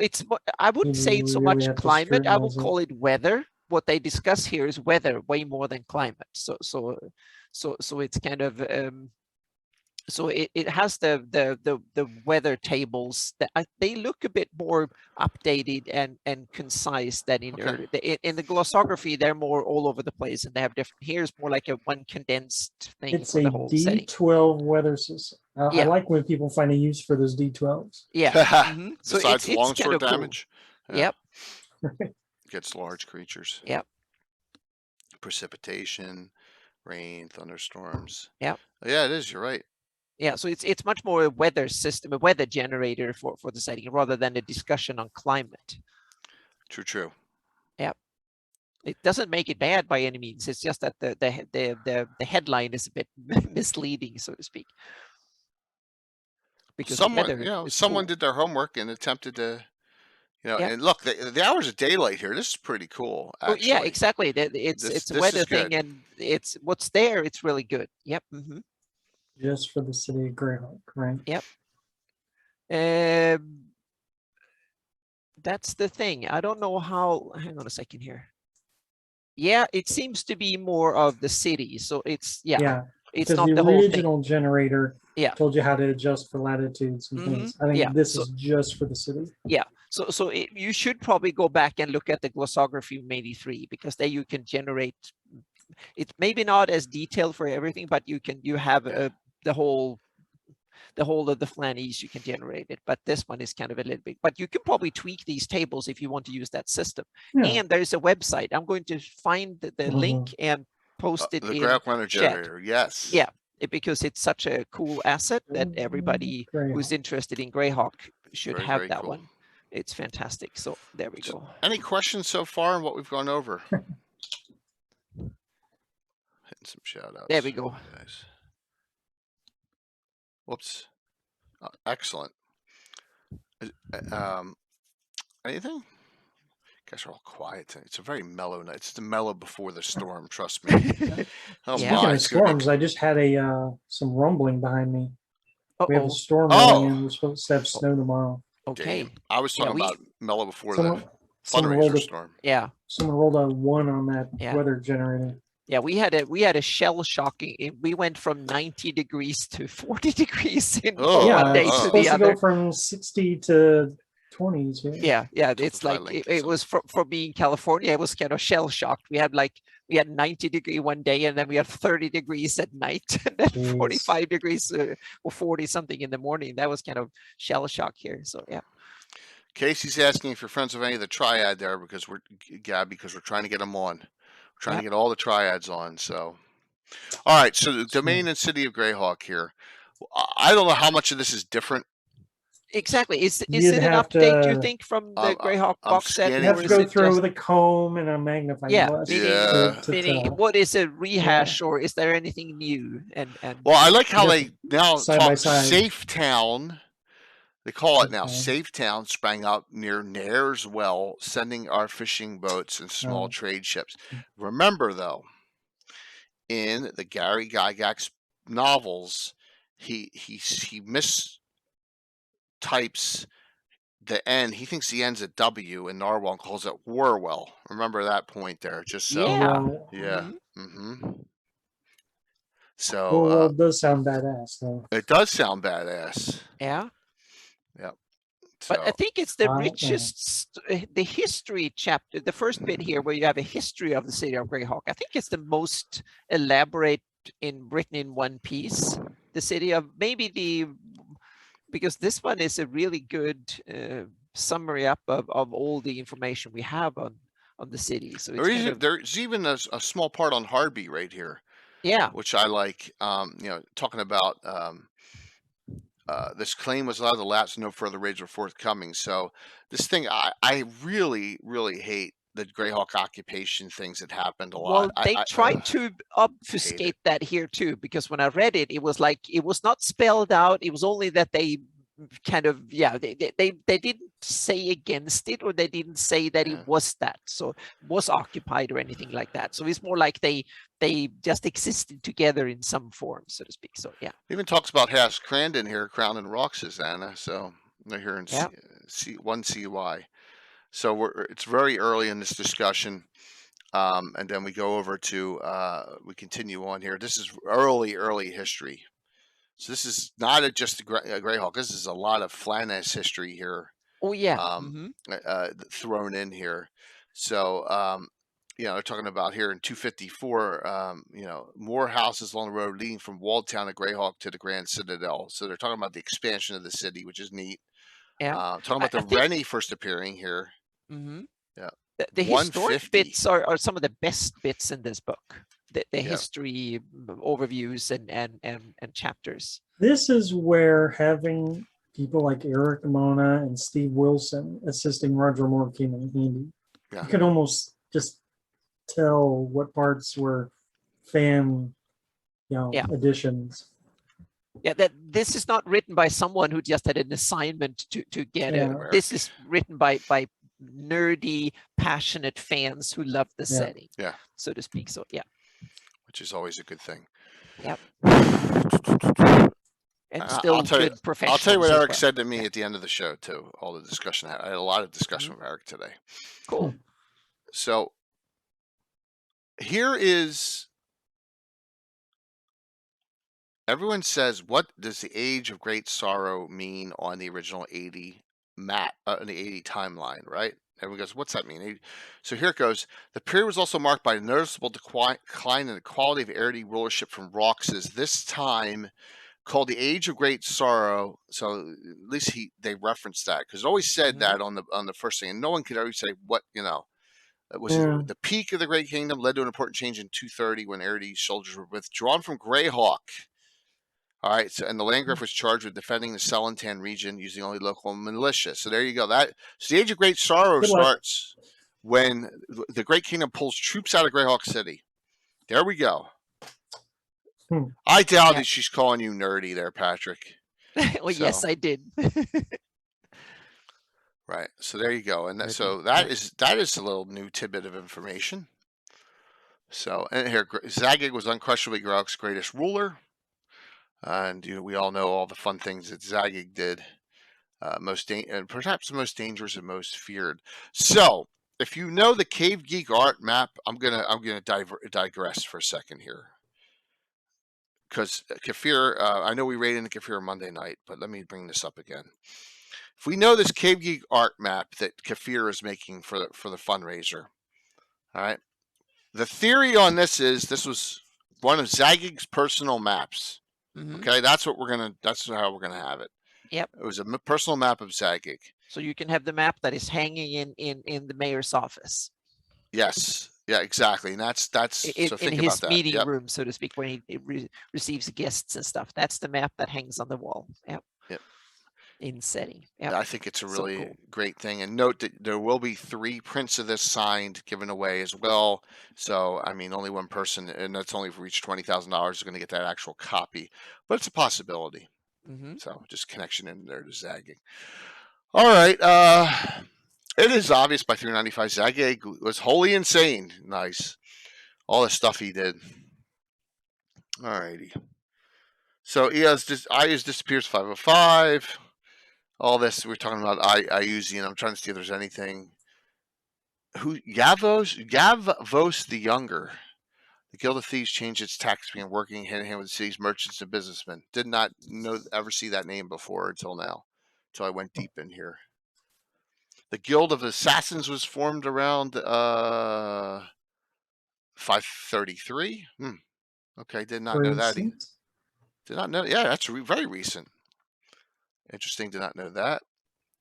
Oh, preparing to burn your eyes out and explore the Star Cairns. Very nice picture there. Actually, yes. That's a good picture. I've used that picture many times. I think it's cool. Yeah, that illustration is right there would be the last Star Cairn. Yeah. Photoshop out the map and put something else in there. I shouldn't really complain because the person in the Star Cairn #1, I've had cloned like 5 times. Yellick, right? I've used her multiple times, so I can't complain. Star Cairns is the best of the 3, that trilogy. Lizardred and Doomgrinder not so good. So, all right. And then here it does talk about the books, Old Guild, Between Thieves Guild and the Beggars, 571. So talking about that era that comes right out of the Gore novels. Oh, you linked it to the City of the Gods. That's interesting there, Rick. That's good. Oh man, that's good. That's a good one. He became Lord Mayor at 30, and as we continue onward here, we get to the so there's some new tidbits in here. There's some talk in here about the war era. Not much. 585, 591 just talks about the changes in Greyhawk, refugees, the emissaries that came in. It's not too much. After that, and then we go to the Directing Oligarchy. It tells you all the oligarchy, which is Ruling first time kingdoms. I've seen this list. It's not in the others. There's a couple named, but not all of them. So this is new. Tells you all the oligarchy. Now, these are listed in the Free City Greyhawk box set, but they're not all listed in the oligarchy. I like tab. Also, there are extra information here. That's great. Yeah, absolutely. What's up, Zump? So I'm trying to see if any of these are new names I don't remember from the last time. Well, Torrance Bard took the place. That was one I was going to bring up. Go for it, please. Torrance is who replaces Overluke. Yep. And I was trying to fill my knowledge of the Society of Magi because it was like a blind spot in my knowledge, I guess. And interesting, I found out that it's just like this political arm of the Guild of Wizards, more or less, that always has a seat on the oligarchy. So the Guild of Wizards is kind of double dipping in a way. But membership in the Society of Magi is only allowed to citizens of the City of Greyhawk. So Morning King can't belong to it. You know, Yeah. Tenzard can't belong to it. You have to be part of the domain. Yeah. Specifically. And you have to be minimum 10th level wizard. Guess what level Torrance Hedvard's level is? He's 10th level. It seems more like he's the one they put in front, and then there are real powers behind. He's like the lowest level of any of these here. Yeah, if that's the newbie, well, maybe he's the political figure rather than the magi of power. He might be more politics than spellcasting. Speaking of the politics, if I remember right, I don't know if I'm confusing him with someone else, but Torrance is married to a priestess or a follower. I don't know if it's a priestess, but a follower of Zilchus. Oh. Which is interesting because it says that he also, for whatever reason, dislikes the United Kingdom of Alyssa. Their main god is Zilchus. Yeah. So there's some kind of politics. But it might be that it might be a plot that he's the uncle they don't like, so to speak. He might have been ousted from the house or something like that. Might be. So this Torrance really fascinates me. It's a character an NPC I've not used in my campaign before. But this is cool. There you have a lot of interesting. Most of these are listed in the Free City Greyhawk box set all over the place, based on each guild they're in or whatever. Here's Gloretti Buchanan's in here. Most of these are. If one or two of these aren't, I'd be surprised. Yeah. Is Selzik one of these? I didn't see Selzik in here. I don't see him. The Gravedigger and Embalmer's Guild is not one. Okay. No. Darn. He's one of my favorite characters. Okay. Well, I guess he's... Unlike Doom... Yes, Carlos, my rework is going brilliantly. I've run 2 adventures so far in it. And I've thrown... I know you're not... you're going to cover your ears, Carlos. And I've incorporated the new Ed Greenwood Greyhawk lore he gave me. Brand new, fresh stuff, which is really cool, into my rework of it. So... Night Below is set out. Night Below is placed outside Yeomanry, and there's pre-adventures done up for it, and the settings all done. So if you know who to look or where to look, you blame me for encouraging Ed. You can blame me for encouraging Ed, but actually it's Anna's fault. I'm kidding. No, it's my fault. It's my fault for encouraging Ed. Yes, I got you, Enoch, on the VIP. It's definitely my fault. Yeah. I know. I think it's awesome that he does that for us. Yeah. All right.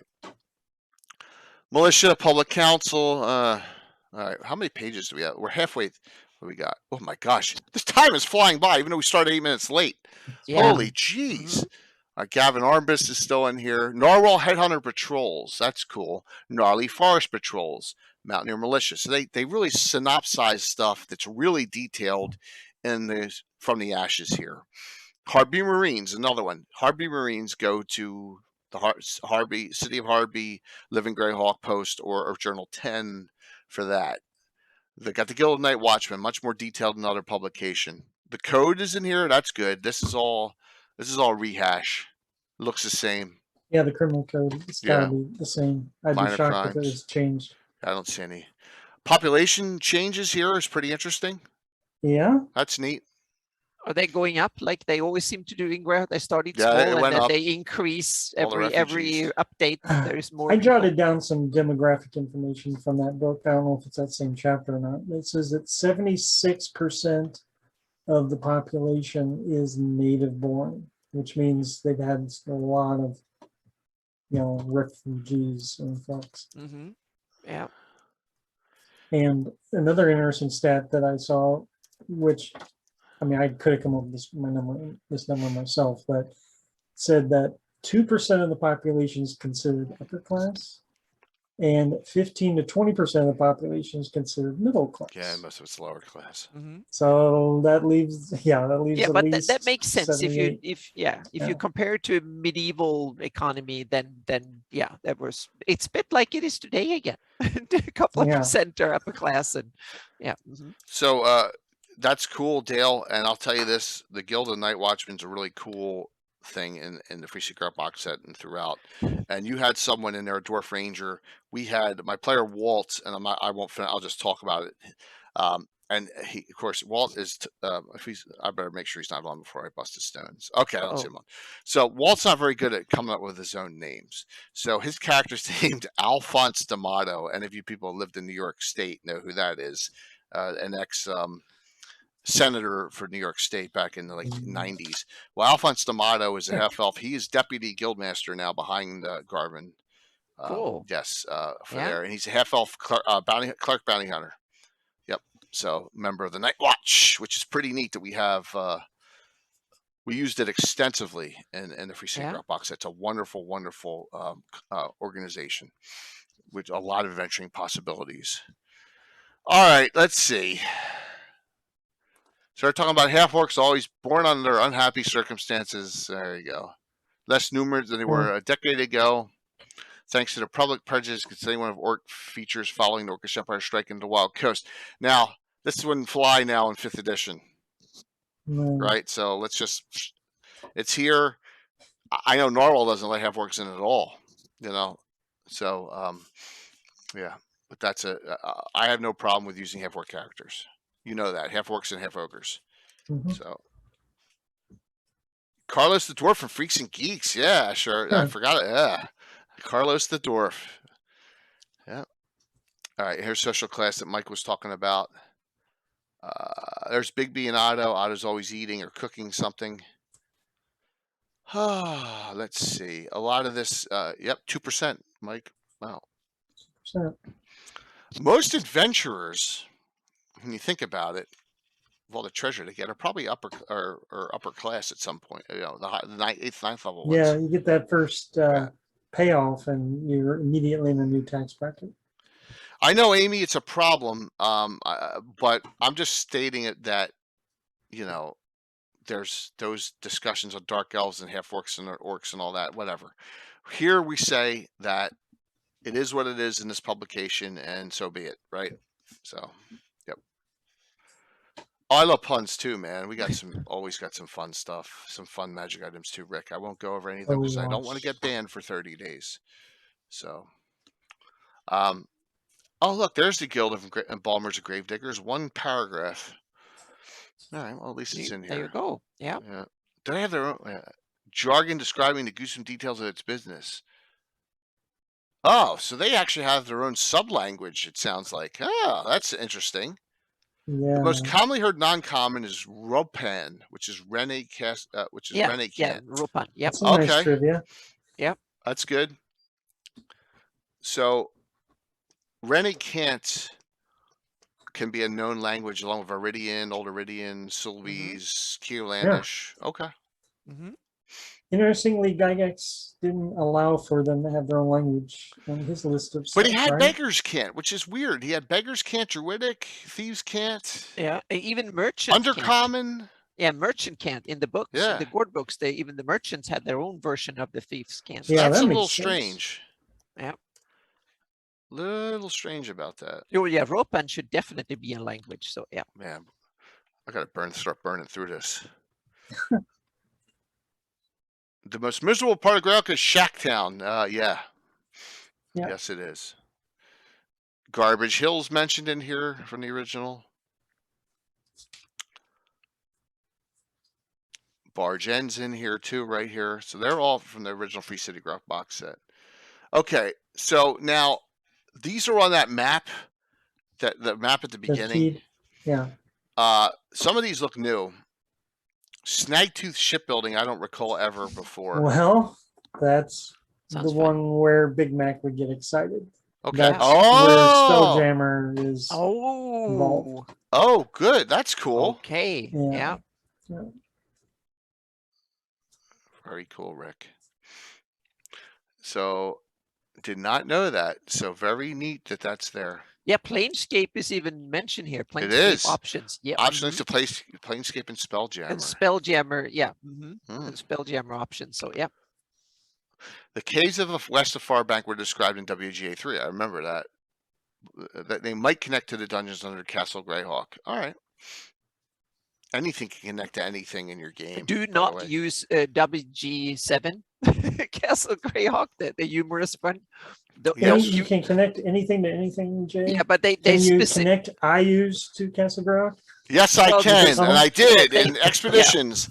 They do it that like a 500 or 1,000-mile tunnel just Yeah. under the Nerdib or whatever. Yeah, So under yeah, the that- new.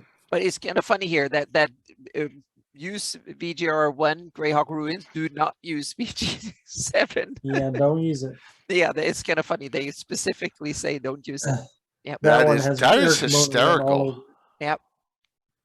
And that's hysterical that it made it through the powers that be, right? Yep. All right, so Snagtooth Shipbuilding was definitely new there. Mhm. City Gates. All right, they have all the gates mentioned. That's cool altogether. Yep. That's neat. Grand Citadel. I'm just seeing. I'm seeing if I note anything that's different than.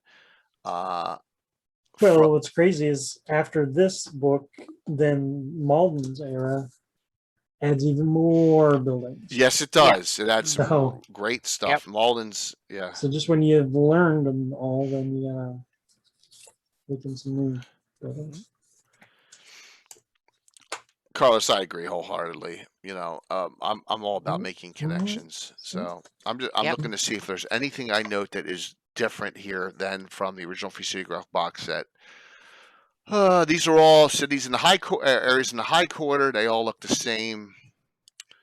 Royal Opera House, Carlos. It's definitely just the easiest to sum it up and say a lot of the entries will detail what happened in the last 5 years. Yes. Sometimes true. there's it might be something as simple as there's an ownership change of a business. That's it. Yep. Now, if there's new businesses, then you got to really compare. We and finish at contrast. 10 o'clock, Gabby. 27 more minutes. That's it. 2 hours. So hang in there for the giveaways if you can.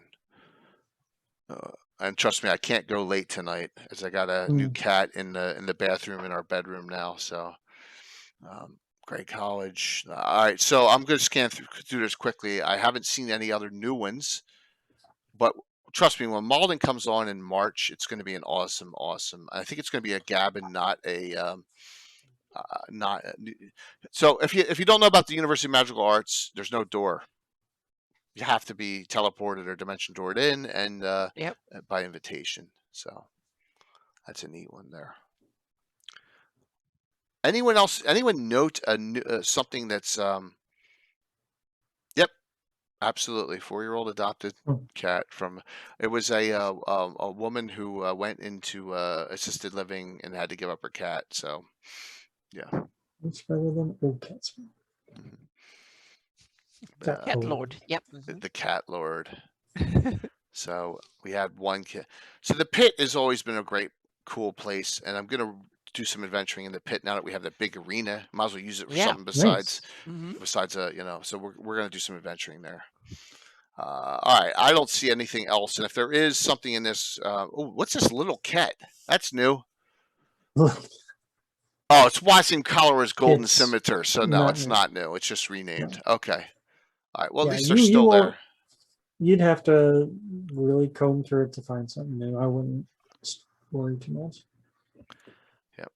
So we already have one cat there, Carlos, named Leo, and we had a second one named Bella, and she was a Tortie. She passed about a year ago, and he's been lonely. They came together from, we got them, adopted them, and so we decided we got another Tortie.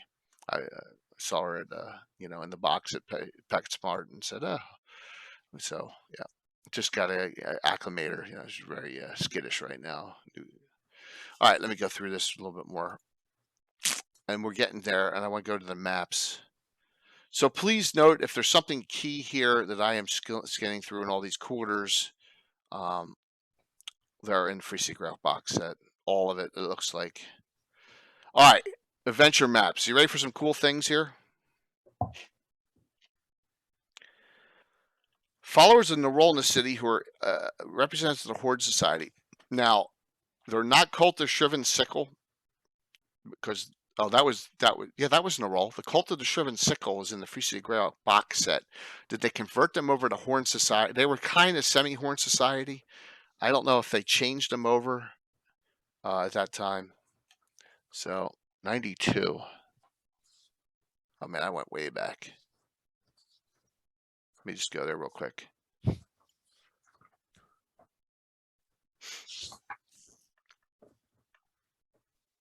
I won 92 and I don't see him.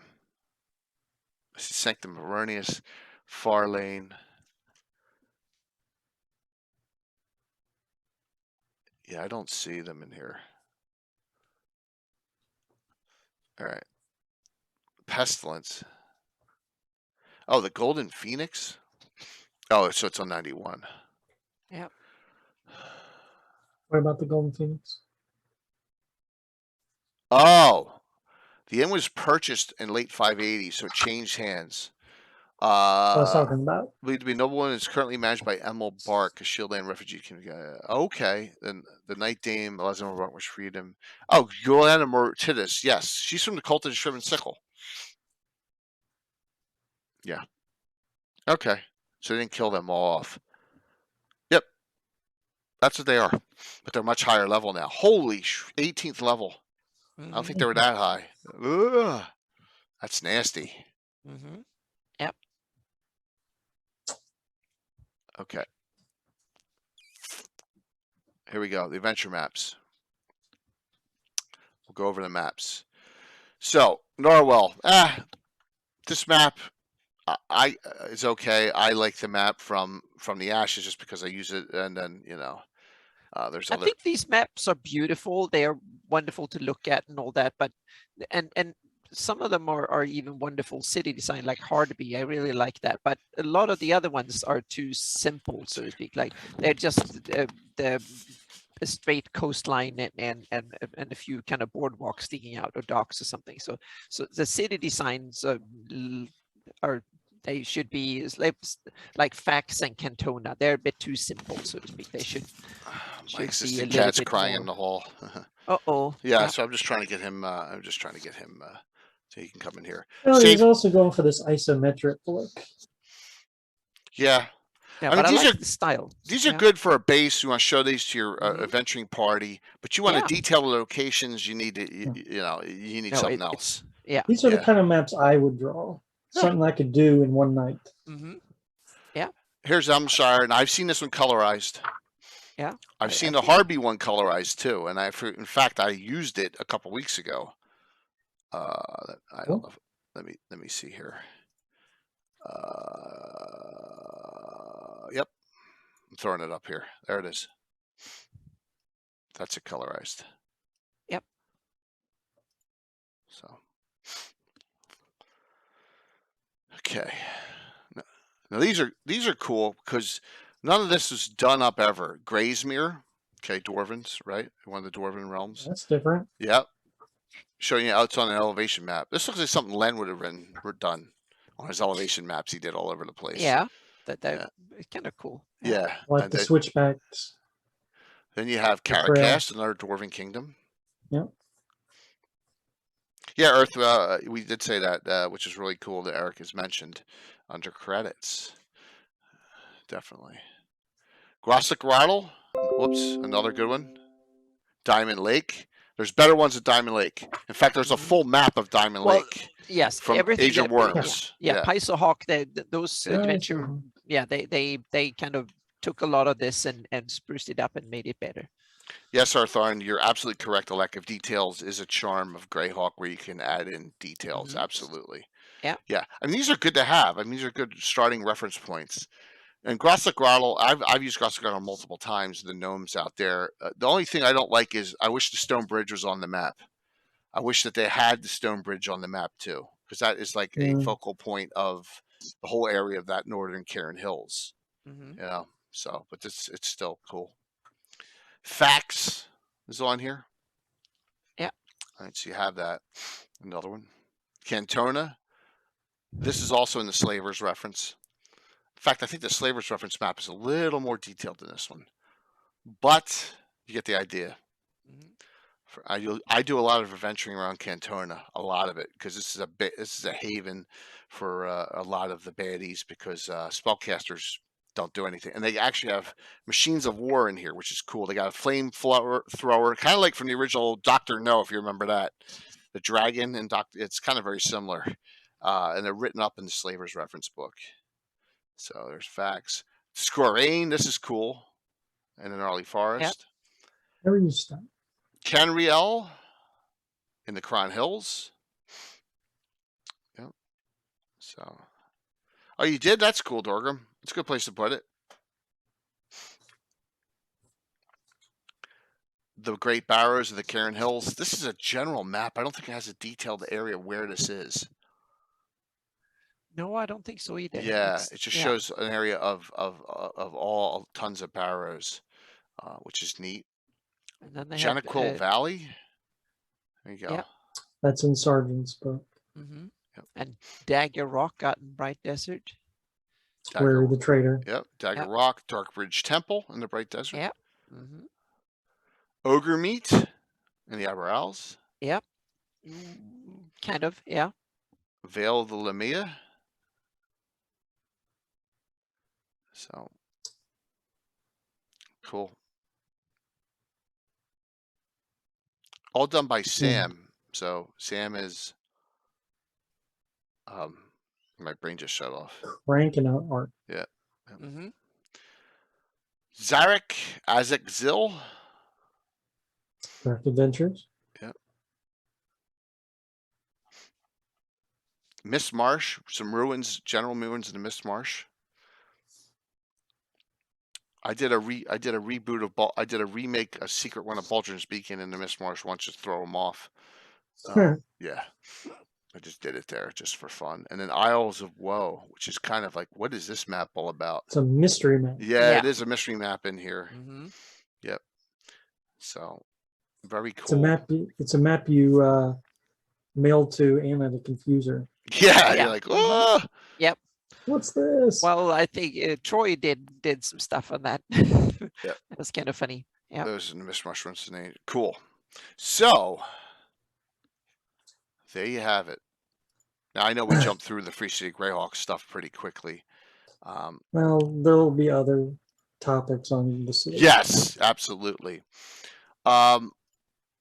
Do we have questions from the audience about anything that we went over? If you do, just speak up, please. See you, Carlos. See you Yep. Friday See night, you. Carlos. Yep. See you Yes. Friday. See you Friday evening for a great adventure and some great fundraising.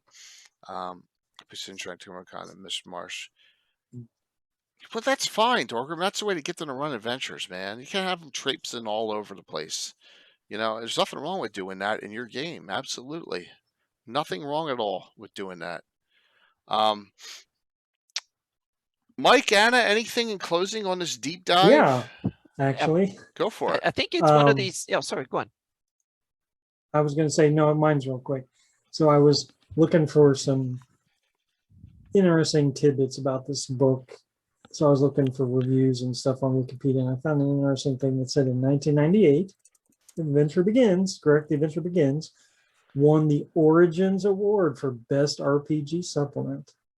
There you go. Mhm. Okay. And how many Greyhawk books can claim they won an award at some convention? I would say not that many.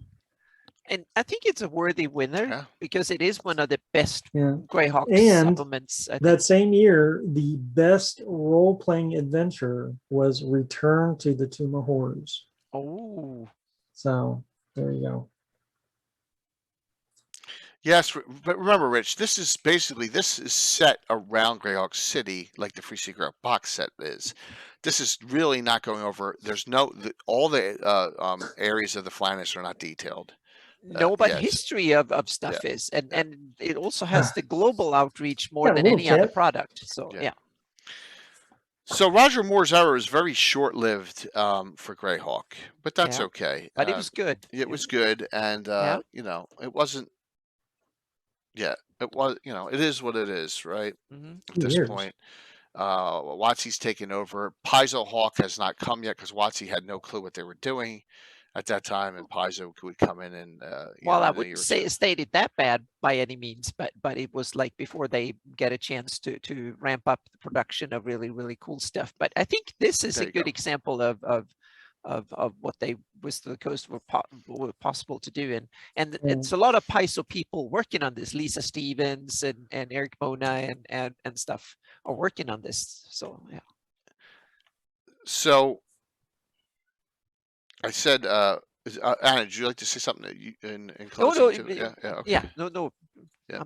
Done. Yeah. So yeah, so the next one, we'll step up. I want to step back. We didn't do them in chronological order, but I want to deep dive Return of the Eight. I really want to deep dive that adventure. Okay. I think it's awesome. So next one we'll do is that, and then I think after that, then we'll do. We met. Is it a waste to do Rally the Trader, everyone? I want to know as a deep dive. What do you think? We should do deep dive even in the bad ones. There are things to be said about them too. Yeah. And I don't even Yeah. And I don't really know. So Amy wants us to do that one. Okay. Yeah. More like Reclaim Rally the Trader. Right. All right. So what we'll do is, I think we're going to do those two.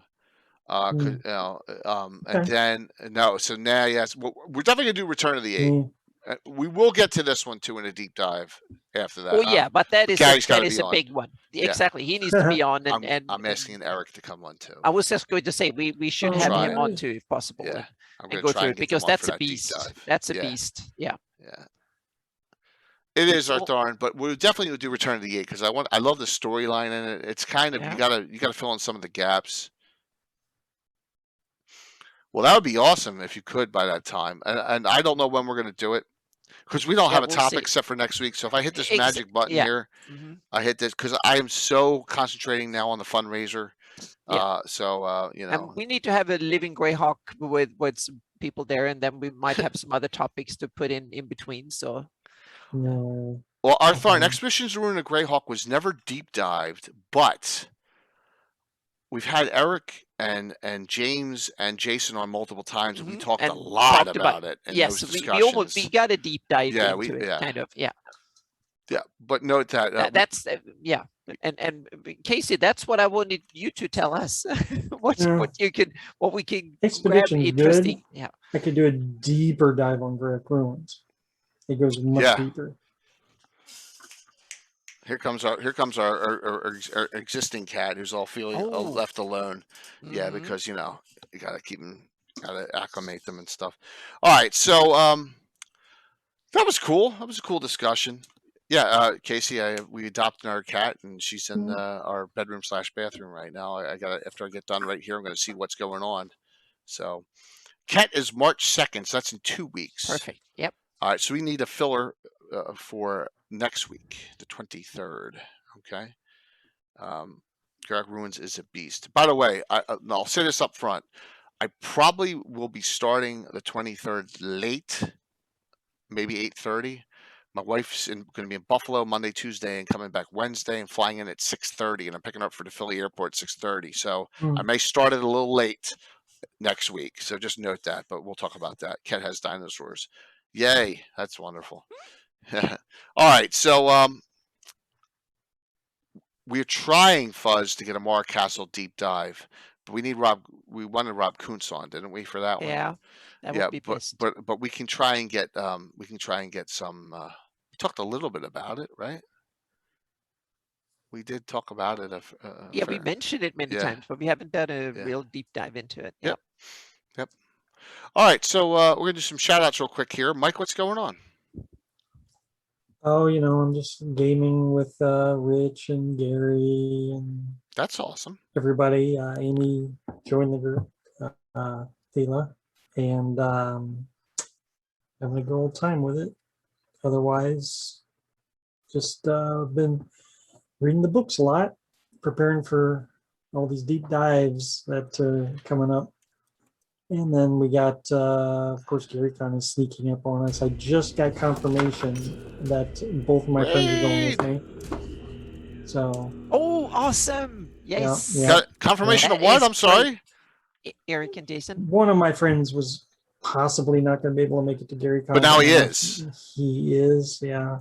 And we're going to try to roll in but we're going to pick him up from work. So we're going to probably roll Don't give him a in chance at to 2 in the morning or something. Yeah. Yeah. That way we're not tired on Thursday. Yep. Vancouver by Night rated in, everyone. And Vancouver by Night is doing the midnight to whenever they're done their game, Friday night to Saturday morning, part of the fundraiser. So, yes, we don't have one late night after me, but we do have one late night after Carlos. So it's very appreciated. Thank you so very much for that. Oh, Patrick, thank you for doing that gift sub for him too. Awesome.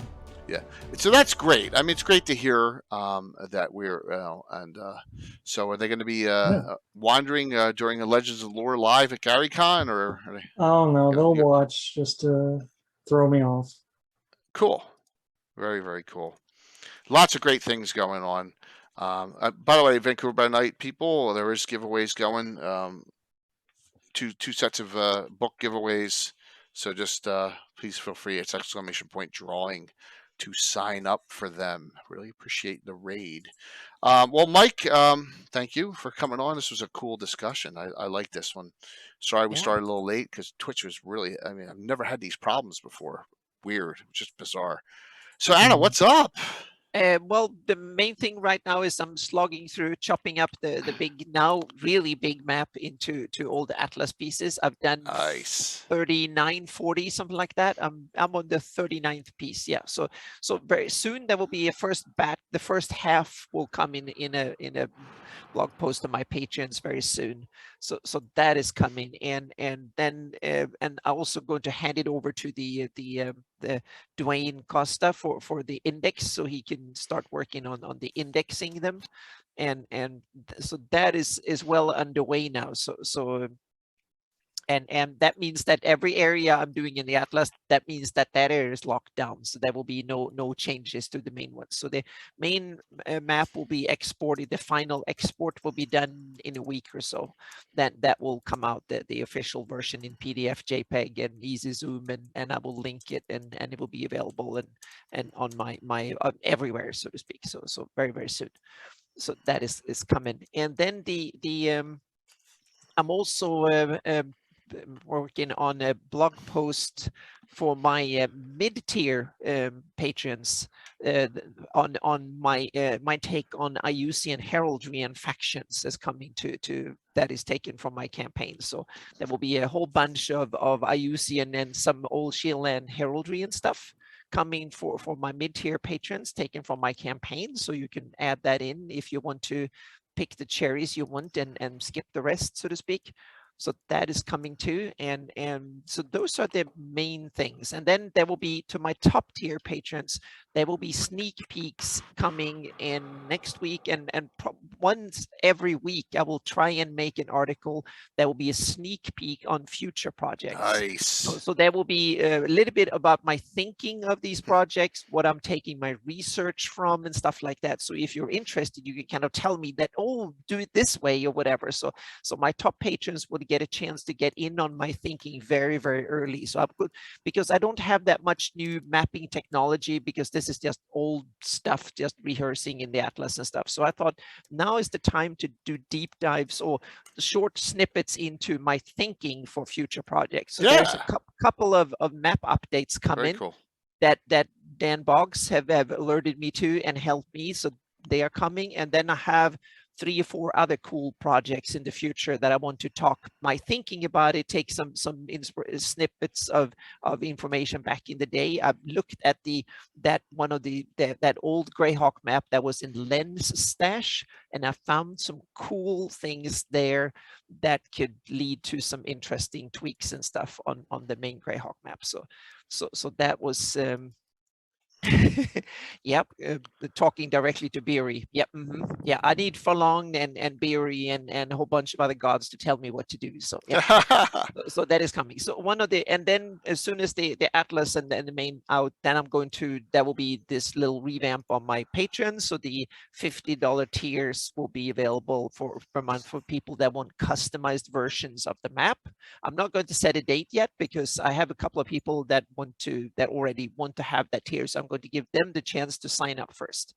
And so if you want to have one of these, there will be 5 seats available. And if you want to grab, 2 of them are already taken.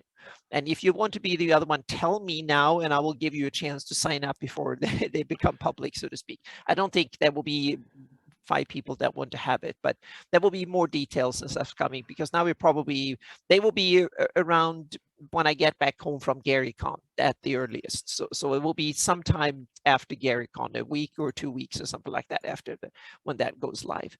And then the other goal is that I want to going forward after this, all the 2022 edition out, I want to have like a weekly update per tier for my patrons. So there will be one for my top tier, my $5 tier. They will get either a research, an idea, a concept, or a technique, and the mid tier will get something from my campaign, some interesting info snippets, something from my campaign every week.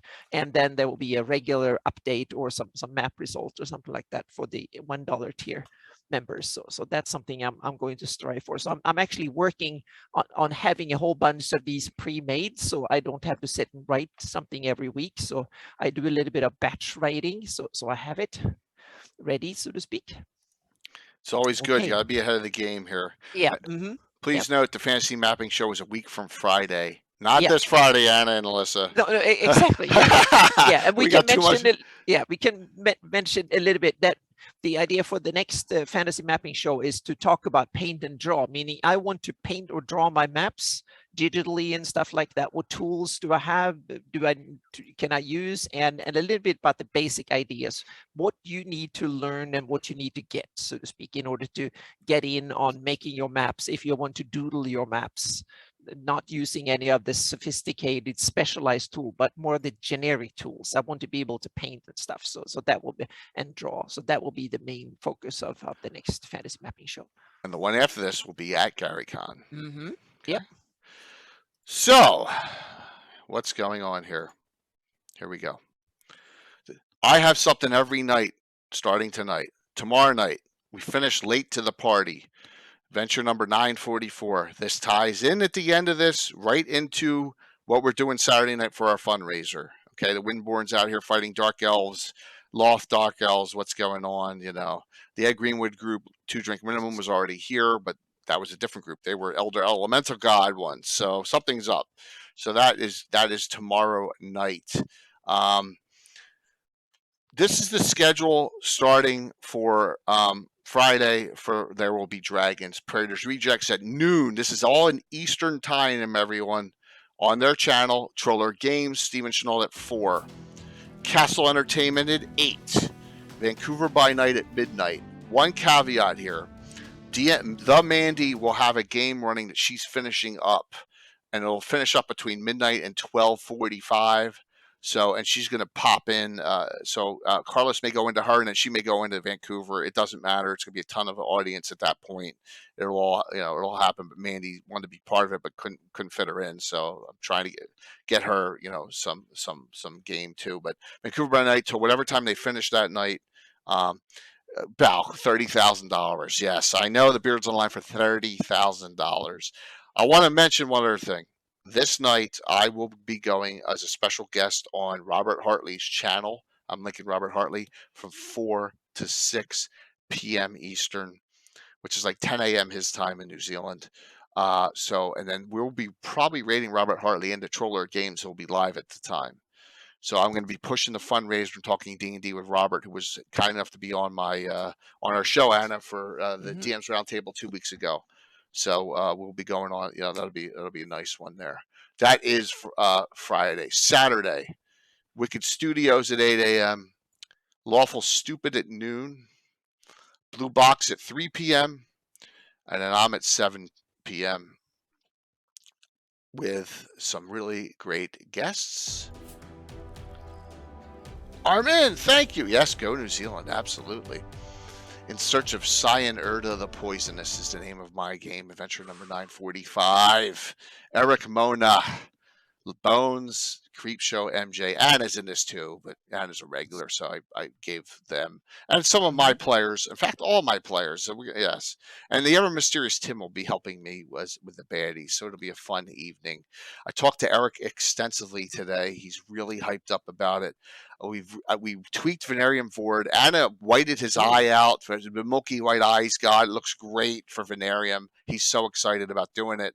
All the ladies that are playing are excited about interacting with him. I'm really excited about a great game that'll be on Friday night. Here's a little quickie tidbit of something that will be coming Thursday and Saturday. I don't know what that means. You'll have to figure that out for yourself. So there you go. 3 rings in it.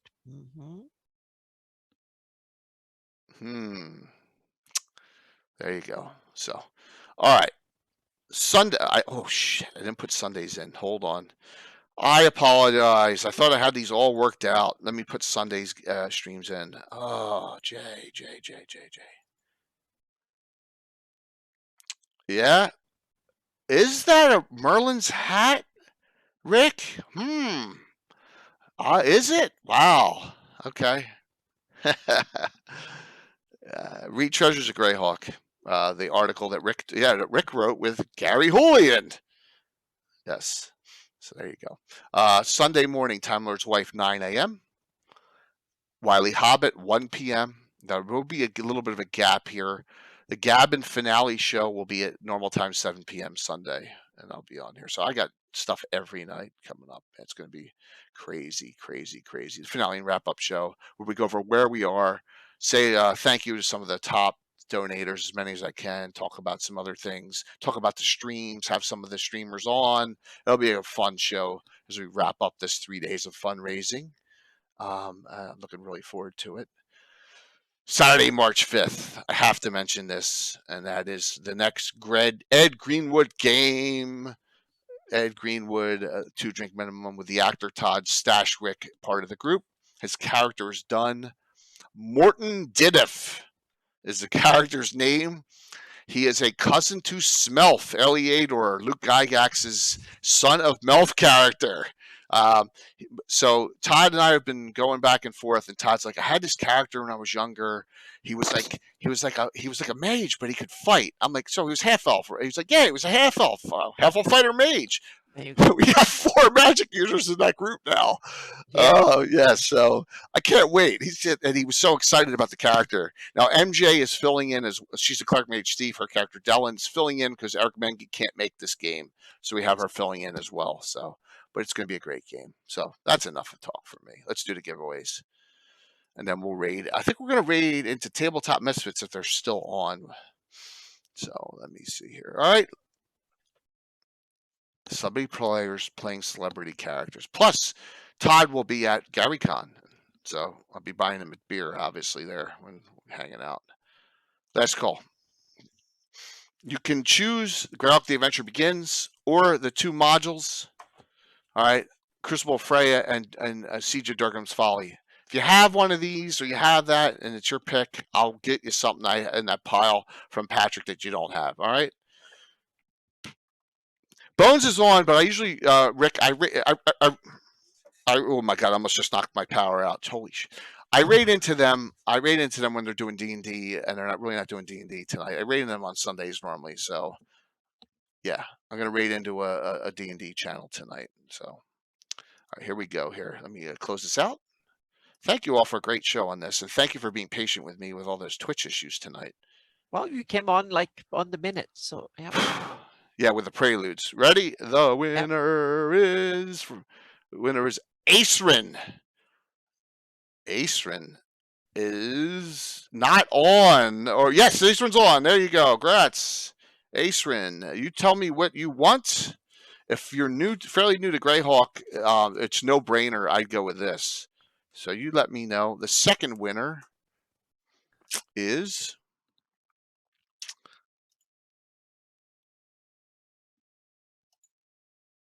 Lando. Grats. Oh, awesome. Grats, Lando. Did I just crash? No, I just. All right, Lando, how about, are these two good? Freya and Durgam Folly for you? Just let me know. All right. I'm assuming you don't have either of these. All right. We're going to raid into another talk show that I was talking to. It's Tabletop Misfits. They may be just finishing up. Awesome. All right, Aestrin. Do I have your name and address? If I don't, whisper it to me. I can't remember everyone. If I have your name, it'll be in the Postal Service database. But just whisper me name and address, please, just to make sure. I know I have Lando's. So, yep. Hey, that's cool. Thank you all. Thank you for the follow. So tomorrow night, 7:30. Late to the Party finishes. I have some really cool combative scenes in that, and then for me, Saturday night's the big game. 7 o'clock. Normally starts 6, but it'll be at 7 Eastern. With that group, it's going to be fantastic, and we're going to raise a ton of money. All right, we'll see you all. See you all starting tomorrow night. All right, Thursday night. Thanks everyone. See you guys. Have a See good y'all one. on And Discord. thank you, Mike and Anna, and thank you, audience, and thank you for the Oh, level yeah, 5 thank you. completed hype train tonight. That was Mhm. awesome. Thank you, everyone. Yep. Jay's gonna hit a wrong button. Back to work. Oh, you're in Australia, darn. So you were like playing hooky. I love it. All right, setting up the raid in the Tabletop Misfits. All right. We've never raided into them before, so let's do it here.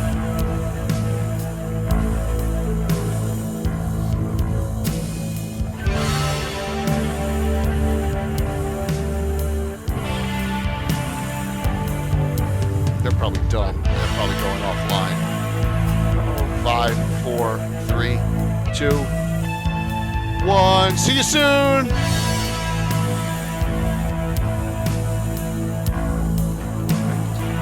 Yep. Oh, did we miss them? That I don't know. I just know that it switched over. So.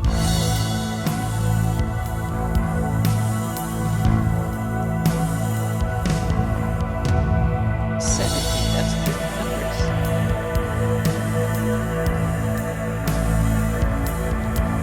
Oh, they're raiding Stella. Oh my We're just gosh. ending, so yeah, so there'll be a raid going in and then yeah, it's 7 raiders. Okay. Wow.